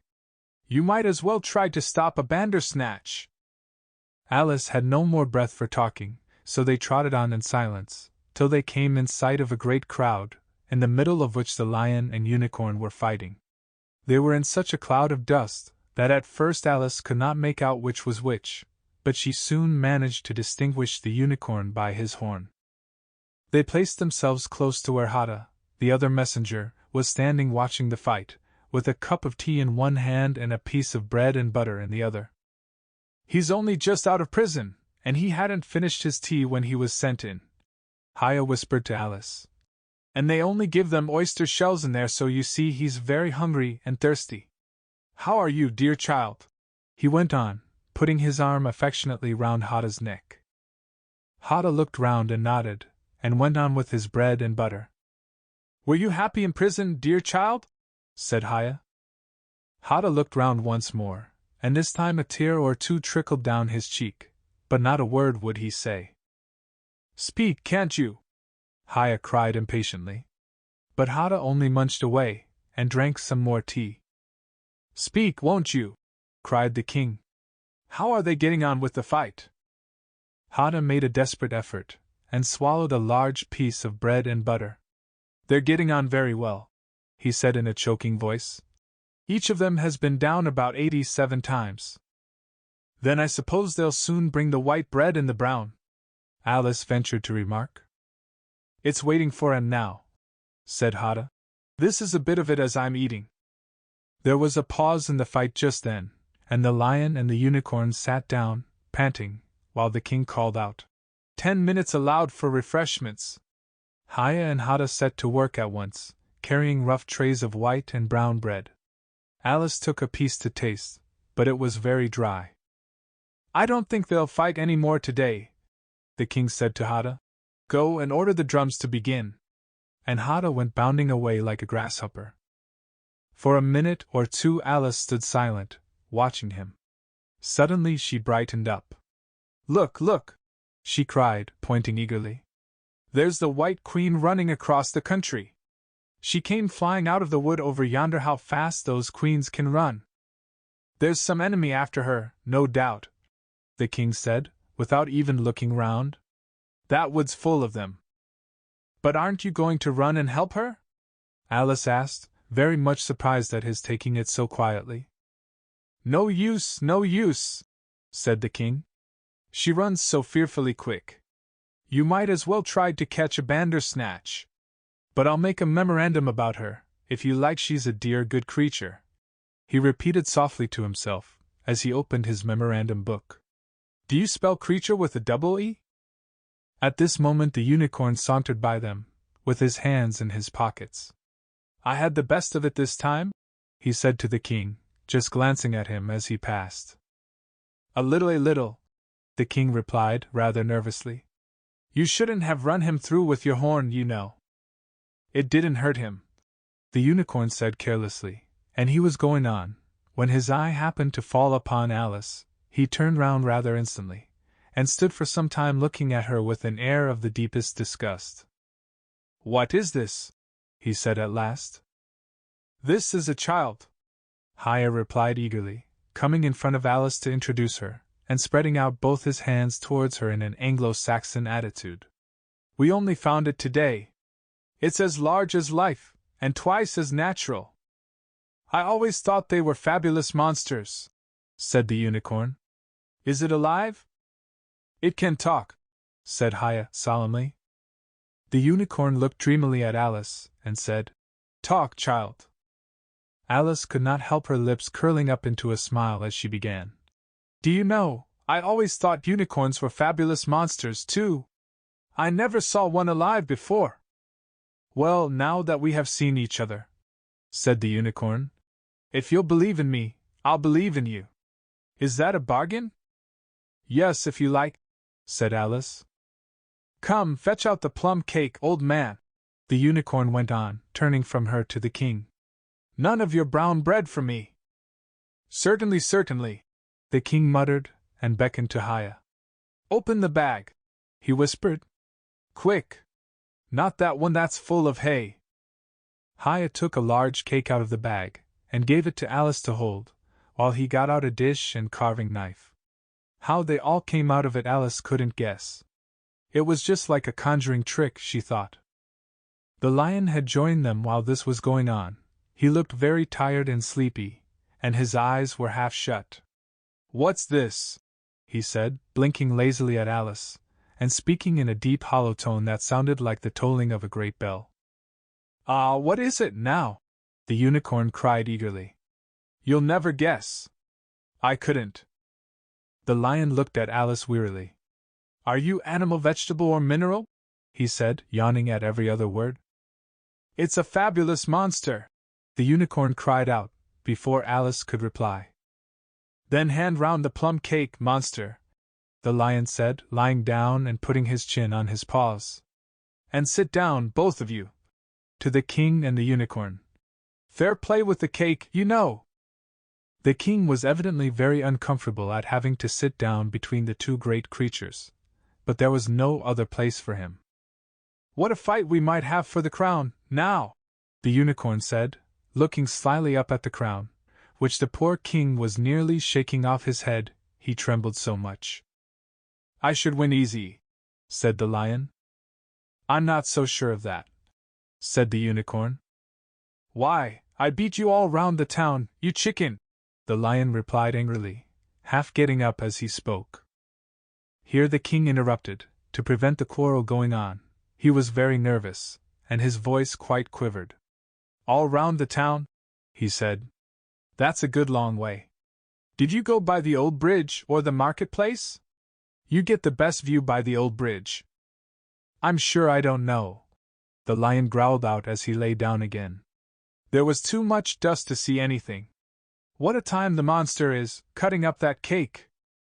Alice had seated herself on the bank of a little brook, with the great dish on her knees, and was sawing away diligently with the knife. "It's very provoking," she said in reply to the lion. She was getting quite used to being called the monster. "I've cut several slices already, but they always join on again." "You don't know how to manage looking-glass cakes," the unicorn remarked. "Hand it round first, and cut it afterwards." This sounded nonsense, but Alice very obediently got up, and carried the dish round, and the cake divided itself into 3 pieces as she did so. "Now cut it up," said the lion, as she returned to her place with the empty dish. "I say, this isn't fair!" cried the unicorn, as Alice sat with the knife in her hand, very much puzzled how to begin. "The monster has given the lion twice as much as me." "She's kept none for herself, anyhow," said the lion. "Do you like plum cake, monster?" But before Alice could answer him, the drums began. Where the noise came from, she couldn't make out. The air seemed full of it, and it rang through and through her head till she felt quite deafened. She started to her feet and sprang across the little brook in her terror, and had just time to see the lion and the unicorn rise to their feet, with angry looks at being interrupted in their feast, before she dropped to her knees, and put her hands over her ears, vainly trying to shut out the dreadful uproar. "If that doesn't drum them out of town," she thought to herself, "nothing ever will." Chapter 8. It's my own invention. After a while the noise seemed gradually to die away, till all was dead silence, and Alice lifted up her head in some alarm. There was no one to be seen, and her first thought was that she must have been dreaming about the lion and the unicorn and those queer Anglo-Saxon messengers. However, there was the great dish still lying at her feet, on which she had tried to cut the plum cake. "So I wasn't dreaming, after all," she said to herself. Unless we're all part of the same dream. Only I do hope it's my dream, and not the Red King's. I don't like belonging to another person's dream," she went on in a rather complaining tone.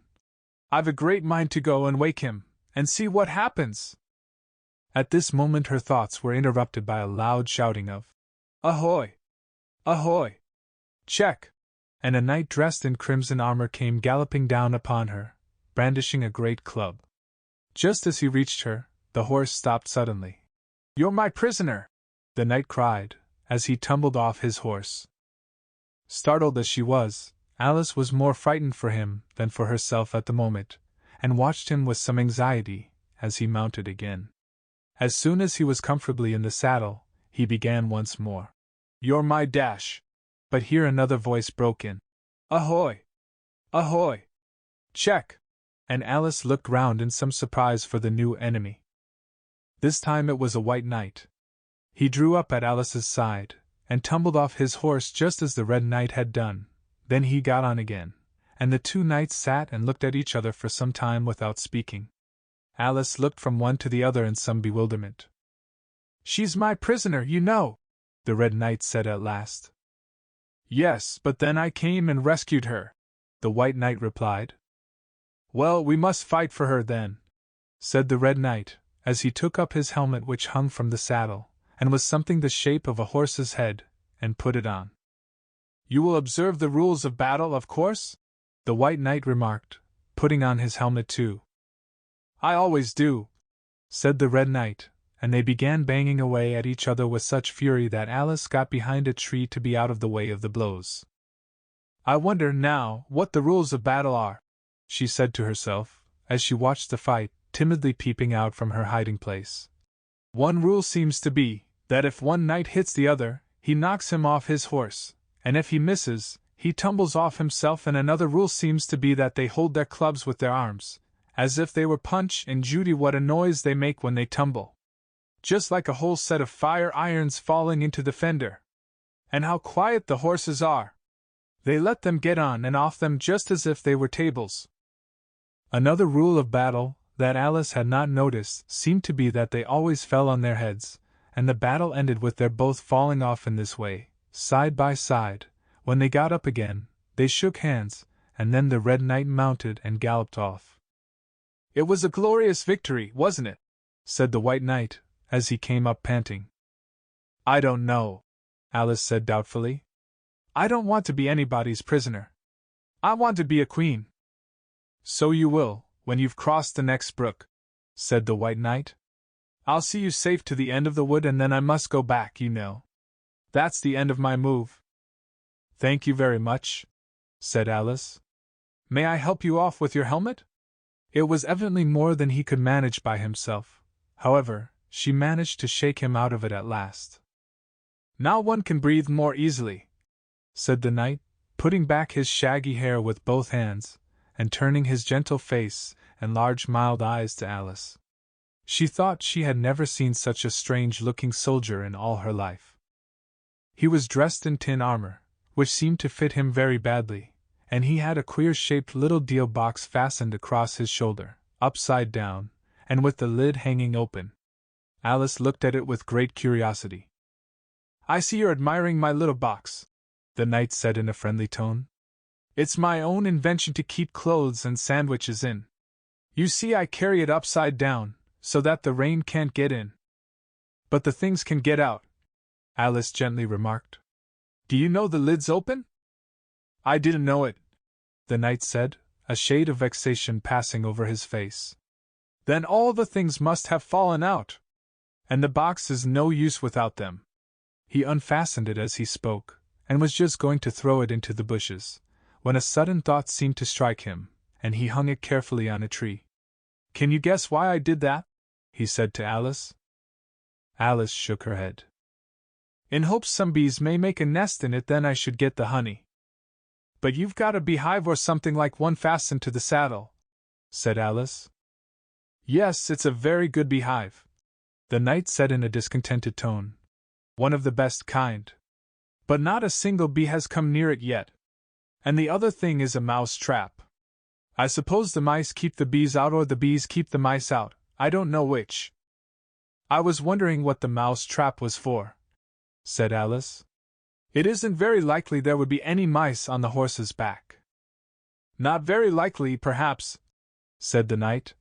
"But if they do come, I don't choose to have them running all about. You see," he went on after a pause, "it's as well to be provided for everything. That's the reason the horse has all those anklets round his feet." "But what are they for?" Alice asked in a tone of great curiosity. "To guard against the bites of sharks," the knight replied. "It's an invention of my own. And now help me on. I'll go with you to the end of the wood. What's the dish for? It's meant for plum cake, said Alice. We'd better take it with us, the knight said. It'll come in handy if we find any plum cake. Help me to get it into this bag.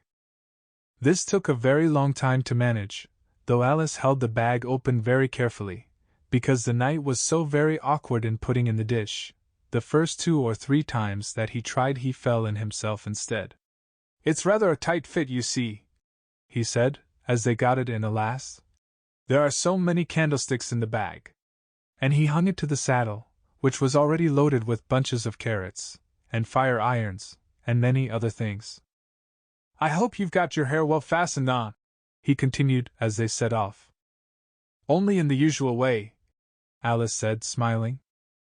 That's hardly enough, he said anxiously. You see, the wind is so very strong here. It's as strong as soup. Have you invented a plan for keeping the hair from being blown off? Alice inquired. Not yet, said the knight. But I've got a plan for keeping it from falling off. I should like to hear it very much. First you take an upright stick, said the knight. Then you make your hair creep up it, like a fruit tree. Now the reason hair falls off is because it hangs down. Things never fall upwards, you know. It's a plan of my own invention. You may try it if you like. It didn't sound a comfortable plan, Alice thought, and for a few minutes she walked on in silence, puzzling over the idea, and every now and then stopping to help the poor knight, who certainly was not a good rider. Whenever the horse stopped, which it did very often, he fell off in front, and whenever it went on again, which it generally did rather suddenly, he fell off behind. Otherwise he kept on pretty well, except that he had a habit of now and then falling off sideways, and as he generally did this on the side on which Alice was walking, she soon found that it was the best plan not to walk quite close to the horse. I'm afraid you've not had much practice in riding, she ventured to say, as she was helping him up from his 5th tumble. The knight looked very much surprised, and a little offended at the remark. What makes you say that? He asked, as he scrambled back into the saddle, keeping hold of Alice's hair with one hand, to save himself from falling over on the other side.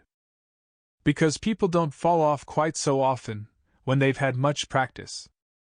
I've had plenty of practice, the knight said very gravely. Plenty of practice. Alice could think of nothing better to say then. Indeed? But she said it as heartily as she could. They went on a little way in silence after this, the knight with his eyes shut, muttering to himself, and Alice watching anxiously for the next tumble. The great art of riding, the knight suddenly began in a loud voice, waving his right arm as he spoke, is to keep dash.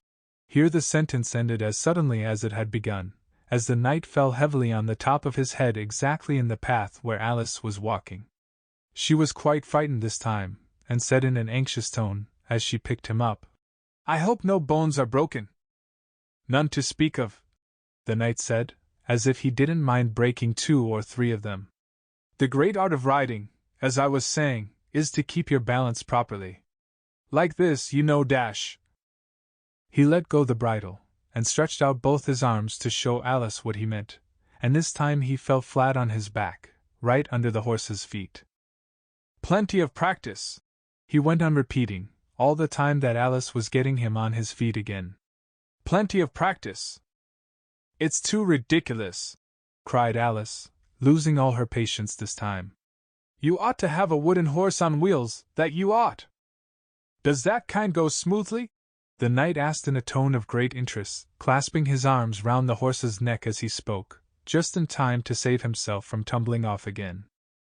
Much more smoothly than a live horse, Alice said, with a little scream of laughter, in spite of all she could do to prevent it. I'll get one, the knight said thoughtfully to himself. 1 or 2 several. There was a short silence after this, and then the knight went on again. I'm a great hand at inventing things. Now I dare say you noticed that last time you picked me up, that I was looking rather thoughtful? You were a little grave, said Alice. Well, just then I was inventing a new way of getting over a gate. Would you like to hear it? Very much indeed, Alice said politely. I'll tell you how I came to think of it, said the knight. You see, I said to myself, the only difficulty is with the feet, the head is high enough already. Now, first I put my head on the top of the gate, then I stand on my head, then the feet are high enough, you see, then I'm over, you see. Yes, I suppose you'd be over when that was done, Alice said thoughtfully. But don't you think it would be rather hard? I haven't tried it yet, the knight said gravely. So I can't tell for certain, but I'm afraid it would be a little hard. He looked so vexed at the idea that Alice changed the subject hastily. What a curious helmet you've got, she said cheerfully. Is that your invention too? The knight looked down proudly at his helmet, which hung from the saddle. Yes, he said, but I've invented a better one than that, like a sugar loaf. When I used to wear it, if I fell off the horse, it always touched the ground directly. So I had a very little way to fall, you see, but there was the danger of falling into it, to be sure. That happened to me once, and the worst of it was, before I could get out again, the other white knight came and put it on. He thought it was his own helmet. The knight looked so solemn about it that Alice did not dare to laugh. I'm afraid you must have hurt him, she said in a trembling voice. Being on the top of his head. I had to kick him, of course, the knight said very seriously. And then he took the helmet off again, but it took hours and hours to get me out. I was as fast as lightning, you know. But that's a different kind of fastness, Alice objected. The knight shook his head. It was all kinds of fastness with me, I can assure you, he said. He raised his hands in some excitement as he said this, and instantly rolled out of the saddle, and fell headlong into a deep ditch. Alice ran to the side of the ditch to look for him. She was rather startled by the fall, as for some time he had kept on very well, and she was afraid that he really was hurt this time. However, though she could see nothing but the soles of his feet, she was much relieved to hear that he was talking on in his usual tone. All kinds of fastness, he repeated. But it was careless of him to put another man's helmet on with the man in it, too. How can you go on talking so quietly, head downwards? Alice asked, as she dragged him out by the feet, and laid him in a heap on the bank. The knight looked surprised at the question. What does it matter where my body happens to be? He said. My mind goes on working all the same. In fact, the more head downwards I am, the more I keep inventing new things. Now the cleverest thing of the sort that I ever did, he went on after a pause, was inventing a new pudding during the meat course. In time to have it cooked for the next course? Said Alice. Well, not the next course, the knight said in a slow, thoughtful tone. No, certainly not the next course. Then it would have to be the next day. I suppose you wouldn't have 2 pudding courses in one dinner? Well, not the next day, the knight repeated as before. Not the next day. In fact, he went on, holding his head down, and his voice getting lower and lower, I don't believe that pudding ever was cooked. In fact, I don't believe that pudding ever will be cooked. And yet it was a very clever pudding to invent. What did you mean it to be made of? Alice asked, hoping to cheer him up, for the poor knight seemed quite low-spirited about it. It began with blotting paper, the knight answered with a groan. That wouldn't be very nice, I'm afraid. Not very nice alone, he interrupted quite eagerly. But you've no idea what a difference it makes mixing it with other things such as gunpowder and sealing wax. And here I must leave you. They had just come to the end of the wood. Alice could only look puzzled. She was thinking of the pudding. You are sad, the knight said in an anxious tone. Let me sing you a song to comfort you. Is it very long? Alice asked, for she had heard a good deal of poetry that day. It's long, said the knight, but very, very beautiful. Everybody that hears me sing it, either it brings the tears into their eyes, or else Or else what? Said Alice, for the knight had made a sudden pause. Or else it doesn't, you know. The name of the song is called Haddock's Eyes. Oh, that's the name of the song, is it? Alice said, trying to feel interested. No, you don't understand, the knight said, looking a little vexed. That's what the name is called. The name really is the aged man. Then I ought to have said that's what the song is called? Alice corrected herself. No, you oughtn't. That's quite another thing. The song is called Ways and Means, but that's only what it's called, you know. Well, what is the song, then? Said Alice, who was by this time completely bewildered. I was coming to that, the knight said. The song really is a sitting on a gate, and the tune's my own invention. So saying, he stopped his horse and let the reins fall on its neck, then, slowly beating time with one hand, and with a faint smile lighting up his gentle foolish face, as if he enjoyed the music of his song, he began. Of all the strange things that Alice saw in her journey through the looking-glass, this was the one that she always remembered most clearly. Years afterwards she could bring the whole scene back again, as if it had been only yesterday, the mild blue eyes and kindly smile of the knight, the setting sun gleaming through his hair, and shining on his armor in a blaze of light that quite dazzled her, the horse quietly moving about, with the reins hanging loose on his neck, cropping the grass at her feet, and the black shadows of the forest behind. All this she took in like a picture, as, with one hand shading her eyes, she leant against a tree, watching the strange pair, and listening, in a half-dream, to the melancholy music of the song. But the tune isn't his own invention, she said to herself. It's I give thee all, I can no more.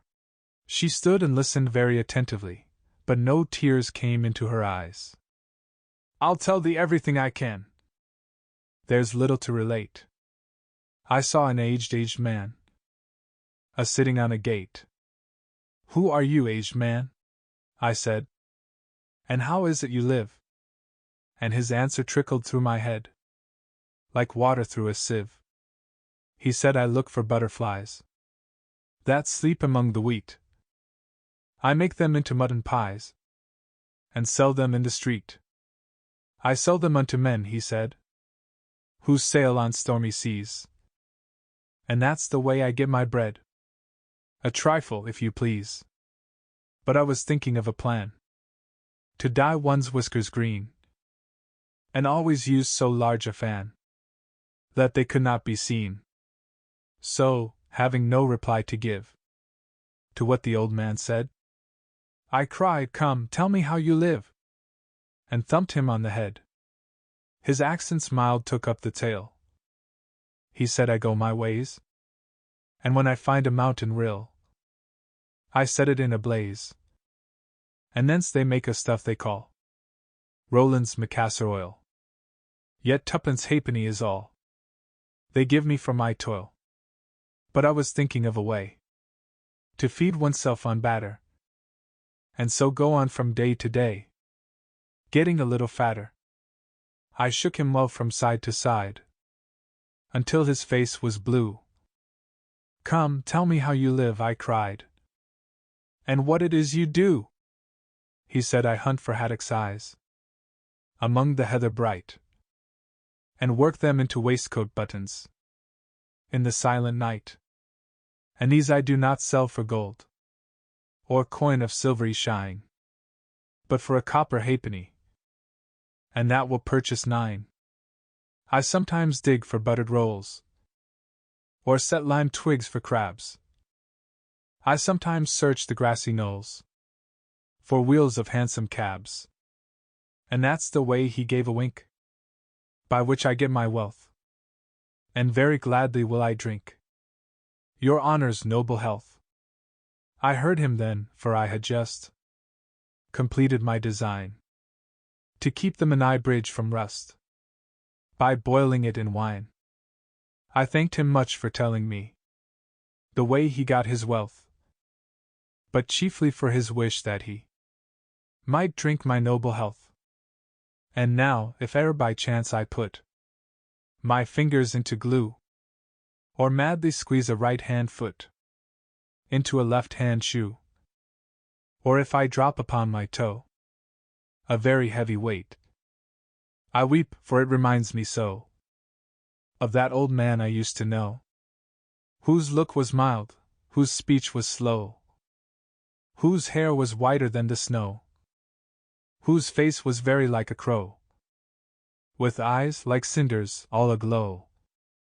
who seemed distracted with his woe, who rocked his body to and fro, and muttered mumblingly and low, as if his mouth were full of dough, who snorted like a buffalo.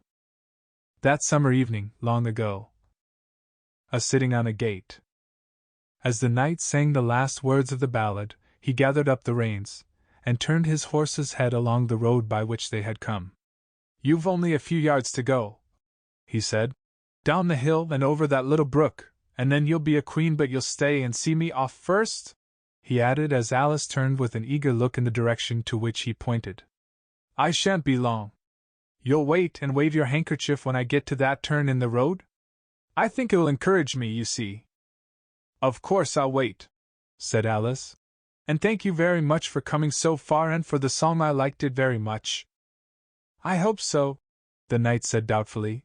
"But you didn't cry so much as I thought you would." So they shook hands, and then the knight rode slowly away into the forest. "It won't take long to see him off, I expect," Alice said to herself, as she stood watching him. "There he goes! Right on his head as usual. However, he gets on again pretty easily. That comes of having so many things hung round the horse dash." So she went on talking to herself, as she watched the horse walking leisurely along the road, and the knight tumbling off, first on one side and then on the other. After the fourth or fifth tumble he reached the turn, and then she waved her handkerchief to him, and waited till he was out of sight. "I hope it encouraged him," she said, as she turned to run down the hill. "And now for the last brook, and to be a queen! How grand it sounds!" A very few steps brought her to the edge of the brook. "The 8th square at last!" she cried as she bounded across, and threw herself down to rest on a lawn as soft as moss, with little flower beds dotted about it here and there. "Oh, how glad I am to get here! And what is this on my head?" she exclaimed in a tone of dismay, as she put her hands up to something very heavy, and fitted tight all round her head. "But how can it have got there without my knowing it?" she said to herself, as she lifted it off, and set it on her lap to make out what it could possibly be. It was a golden crown. Chapter 9. Queen Alice. "Well, this is grand," said Alice.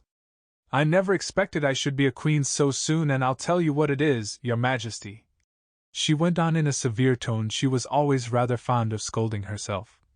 "It'll never do for you to be lolling about on the grass like that. Queens have to be dignified, you know." So she got up and walked about rather stiffly just at first, as she was afraid that the crown might come off, but she comforted herself with the thought that there was nobody to see her. "And if I really am a queen," she said as she sat down again, "I shall be able to manage it quite well in time." Everything was happening so oddly that she didn't feel a bit surprised at finding the Red Queen and the White Queen sitting close to her, one on each side. She would have liked very much to ask them how they came there, but she feared it would not be quite civil. However, there would be no harm, she thought, in asking if the game was over. "Please, would you tell me, she began, looking timidly at the Red Queen. "Speak when you're spoken to," the Queen sharply interrupted her. "But if everybody obeyed that rule," said Alice, who was always ready for a little argument, "and if you only spoke when you were spoken to, and the other person always waited for you to begin, you see nobody would ever say anything, so that "Ridiculous!" cried the Queen. "Why, don't you see, child Here she broke off with a frown, and, after thinking for a minute, suddenly changed the subject of the conversation. "What do you mean by if you really are a queen? What right have you to call yourself so? You can't be a queen, you know, till you've passed the proper examination. And the sooner we begin it, the better." "I only said if," poor Alice pleaded in a piteous tone. The two queens looked at each other, and the Red Queen remarked, with a little shudder, "She says she only said if But she said a great deal more than that," the White Queen moaned, wringing her hands. "Oh, ever so much more than that." "So you did, you know," the Red Queen said to Alice. "Always speak the truth, think before you speak, and write it down afterwards." "I'm sure I didn't mean Alice was beginning, but the Red Queen interrupted her impatiently. That's just what I complain of. You should have meant. What do you suppose is the use of child without any meaning? Even a joke should have some meaning, and a child's more important than a joke, I hope. You couldn't deny that, even if you tried with both hands. I don't deny things with my hands, Alice objected. Nobody said you did, said the Red Queen. I said you couldn't if you tried. She's in that state of mind, said the White Queen, that she wants to deny something only she doesn't know what to deny. A nasty, vicious temper, the Red Queen remarked, and then there was an uncomfortable silence for a minute or two. The Red Queen broke the silence by saying to the White Queen, I invite you to Alice's dinner party this afternoon. The White Queen smiled feebly, and said, And I invite you. I didn't know I was to have a party at all, said Alice. But if there is to be one, I think I ought to invite the guests. We gave you the opportunity of doing it, the Red Queen remarked. But I dare say you've not had many lessons in manners yet? Manners are not taught in lessons, said Alice. Lessons teach you to do sums, and things of that sort. And you do addition? The White Queen asked. What's 1 and 1 and 1 and 1 and 1 and 1 and 1 and 1 and 1 and 1? I don't know, said Alice. I lost count. She can't do addition, the Red Queen interrupted. Can you do subtraction? Take 9 from 8. 9 from 8 I can't, you know, Alice replied very readily. But dash. She can't do subtraction, said the White Queen. Can you do division? Divide a loaf by a knife, what's the answer to that? I suppose dash. Alice was beginning, but the Red Queen answered for her. Bread and butter, of course. Try another subtraction sum. Take a bone from a dog, what remains? Alice considered. The bone wouldn't remain, of course, if I took it, and the dog wouldn't remain. It would come to bite me, and I'm sure I shouldn't remain. Then you think nothing would remain? Said the Red Queen. I think that's the answer. Wrong, as usual, said the Red Queen. The dog's temper would remain. But I don't see how dash. Why, look here, the Red Queen cried. The dog would lose its temper, wouldn't it? Perhaps it would, Alice replied cautiously. Then if the dog went away, its temper would remain, the Queen exclaimed triumphantly. Alice said, as gravely as she could, they might go different ways. But she couldn't help thinking to herself, what dreadful nonsense we are talking! She can't do sums a bit, the Queens said together, with great emphasis. Can you do sums? Alice said, turning suddenly on the White Queen, for she didn't like being found fault with so much. The Queen gasped and shut her eyes. I can do addition, if you give me time, but I can't do subtraction, under any circumstances. Of course you know your ABC? Said the Red Queen. To be sure I do, said Alice. So do I, the White Queen whispered. We'll often say it over together, dear. And I'll tell you a secret, I can read words of one letter. Isn't that grand? However, don't be discouraged. You'll come to it in time. Here the Red Queen began again. Can you answer useful questions? She said. How is bread made? I know that, Alice cried eagerly. You take some flour dash. Where do you pick the flour? The White Queen asked. In a garden, or in the hedges? Well, it isn't picked at all, Alice explained. It's ground dash. How many acres of ground? Said the White Queen. You mustn't leave out so many things. Fan her head, the Red Queen anxiously interrupted. She'll be feverish after so much thinking. So they set to work and fanned her with bunches of leaves, till she had to beg them to leave off, it blew her hair about so. She's all right again now, said the Red Queen. Do you know languages? What's the French for fiddle-de-dee? Fiddle-de-dee's not English, Alice replied gravely. Who ever said it was? Said the Red Queen. Alice thought she saw a way out of the difficulty this time. If you'll tell me what language fiddle-de-dee is, I'll tell you the French for it, she exclaimed triumphantly. But the Red Queen drew herself up rather stiffly and said, "Queens never make bargains. I wish queens never asked questions." Alice thought to herself. "Don't let us quarrel," the White Queen said in an anxious tone. "What is the cause of lightning?"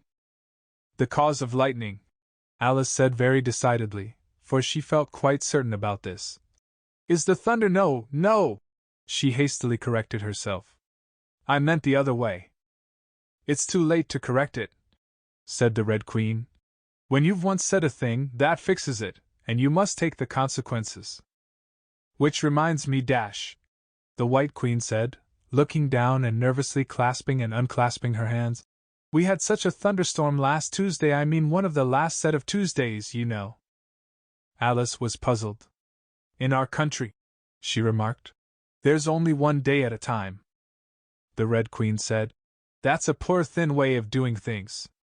Now here, we mostly have days and nights 2 or 3 at a time, and sometimes in the winter we take as many as 5 nights together for warmth, you know." "Are 5 nights warmer than 1 night, then?" Alice ventured to ask. "5 times as warm, of course. But they should be 5 times as cold, by the same rule, "Just so!" cried the Red Queen. "5 times as warm, and 5 times as cold, just as I'm 5 times as rich as you are, and 5 times as clever." Alice sighed and gave it up. "It's exactly like a riddle with no answer," she thought. "Humpty Dumpty saw it too," the White Queen went on in a low voice, more as if she were talking to herself. "He came to the door with a corkscrew in his hand, "What did he want?" said the Red Queen. "He said he would come in," the White Queen went on, "because he was looking for a hippopotamus. Now, as it happened, there wasn't such a thing in the house that morning." "Is there generally?" Alice asked in an astonished tone. "Well, only on Thursdays," said the Queen. "I know what he came for," said Alice. "He wanted to punish the fish, because Here the White Queen began again. "It was such a thunderstorm, you can't think." "She never could, you know," said the Red Queen. "And part of the roof came off, and ever so much thunder got in, and it went rolling round the room in great lumps and knocking over the tables and things till I was so frightened, I couldn't remember my own name." Alice thought to herself, "I never should try to remember my name in the middle of an accident. What would be the use of it?" But she did not say this aloud, for fear of hurting the poor Queen's feeling. "Your Majesty must excuse her," the Red Queen said to Alice, taking one of the White Queen's hands in her own, and gently stroking it. "She means well, but she can't help saying foolish things, as a general rule." The White Queen looked timidly at Alice, who felt she ought to say something kind, but really couldn't think of anything at the moment. "She never was really well brought up," the Red Queen went on. "But it's amazing how good-tempered she is. Pat her on the head, and see how pleased she'll be." But this was more than Alice had courage to do. "A little kindness and putting her hair in papers would do wonders with her The White Queen gave a deep sigh, and laid her head on Alice's shoulder. "I am so sleepy," she moaned. "She's tired, poor thing," said the Red Queen. "Smooth her hair, lend her your nightcap, and sing her a soothing lullaby."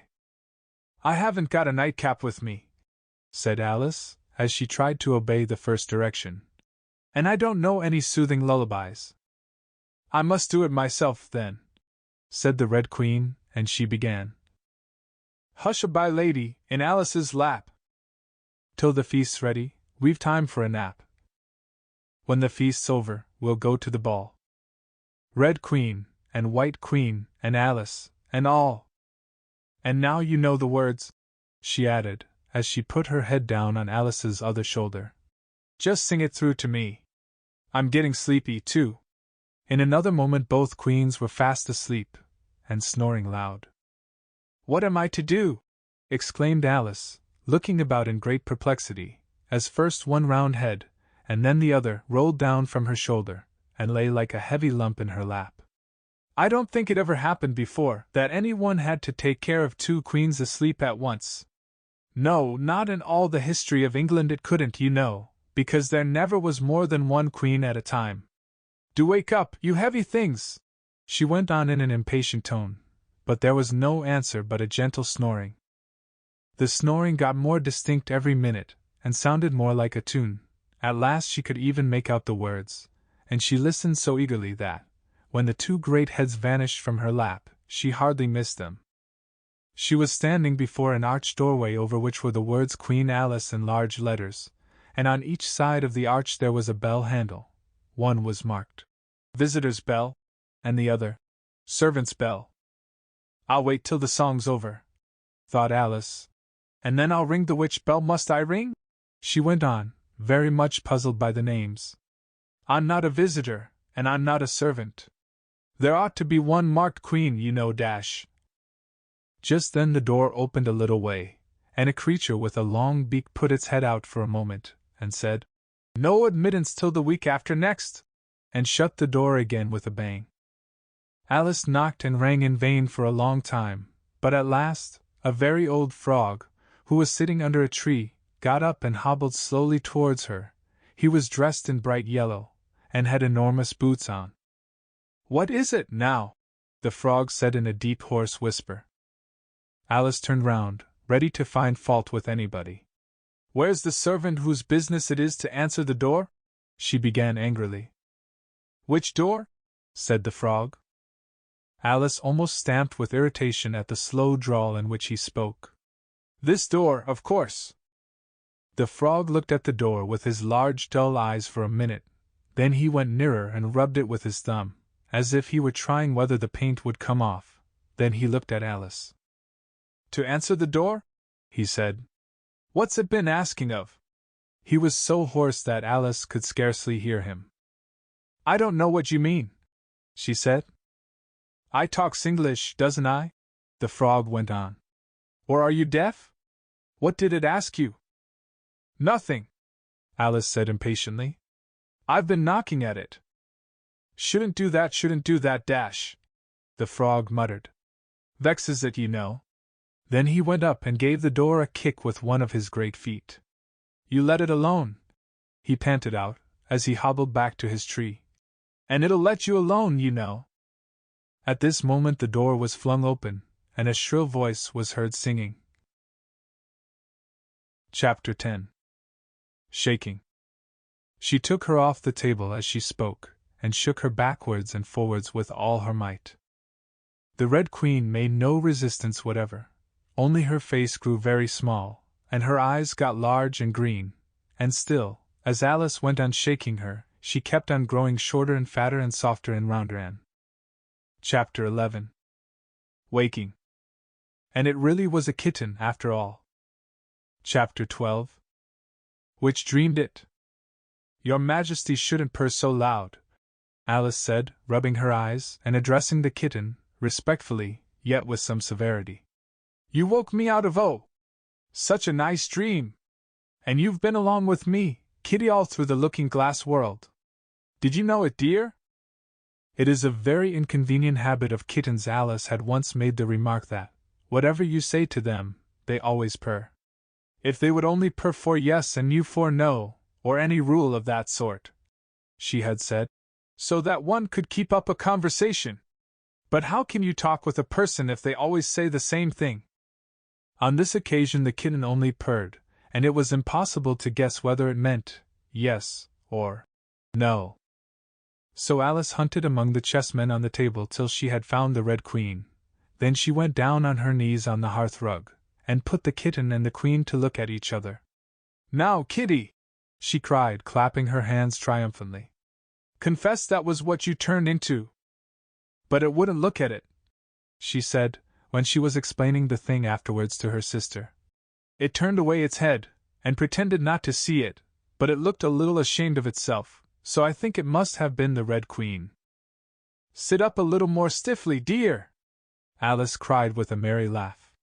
And curtsy while you're thinking what to purr. It saves time, remember. And she caught it up and gave it one little kiss. Just in honor of having been a Red Queen. Snowdrop, my pet, she went on, looking over her shoulder at the white kitten, which was still patiently undergoing its toilet. When will Dinah have finished with your white Majesty, I wonder? That must be the reason you were so untidy in my dream, Dinah. Do you know that you're scrubbing a white queen? Really, it's most disrespectful of you. And what did Dinah turn to, I wonder? She prattled on, as she settled comfortably down, with one elbow in the rug, and her chin in her hand, to watch the kittens. Tell me, Dinah, did you turn to Humpty Dumpty? I think you did, however, you'd better not mention it to your friends just yet, for I'm not sure. By the way, Kitty, if only you'd been really with me in my dream, there was one thing you would have enjoyed. I had such a quantity of poetry said to me, all about fishes. Tomorrow morning you shall have a real treat. All the time you're eating your breakfast, I'll repeat the walrus and the carpenter to you, and then you can make believe it's oysters, dear. Now, Kitty, let's consider who it was that dreamed it all. This is a serious question, my dear, and you should not go on licking your paw like that as if Dinah hadn't washed you this morning. You see, Kitty, it must have been either me or the Red King. He was part of my dream, of course, but then I was part of his dream, too. Was it the Red King, Kitty? You were his wife, my dear, so you ought to know. Oh, Kitty, do help to settle it. I'm sure your paw can wait. But the provoking kitten only began on the other paw, and pretended it hadn't heard the question. Which do you think it was? A boat beneath a sunny sky, lingering onward dreamily, in an evening of July. Children three that nestle near, eager eye and willing ear, pleased a simple tale to hear. Long has paled that sunny sky, echoes fade and memories die.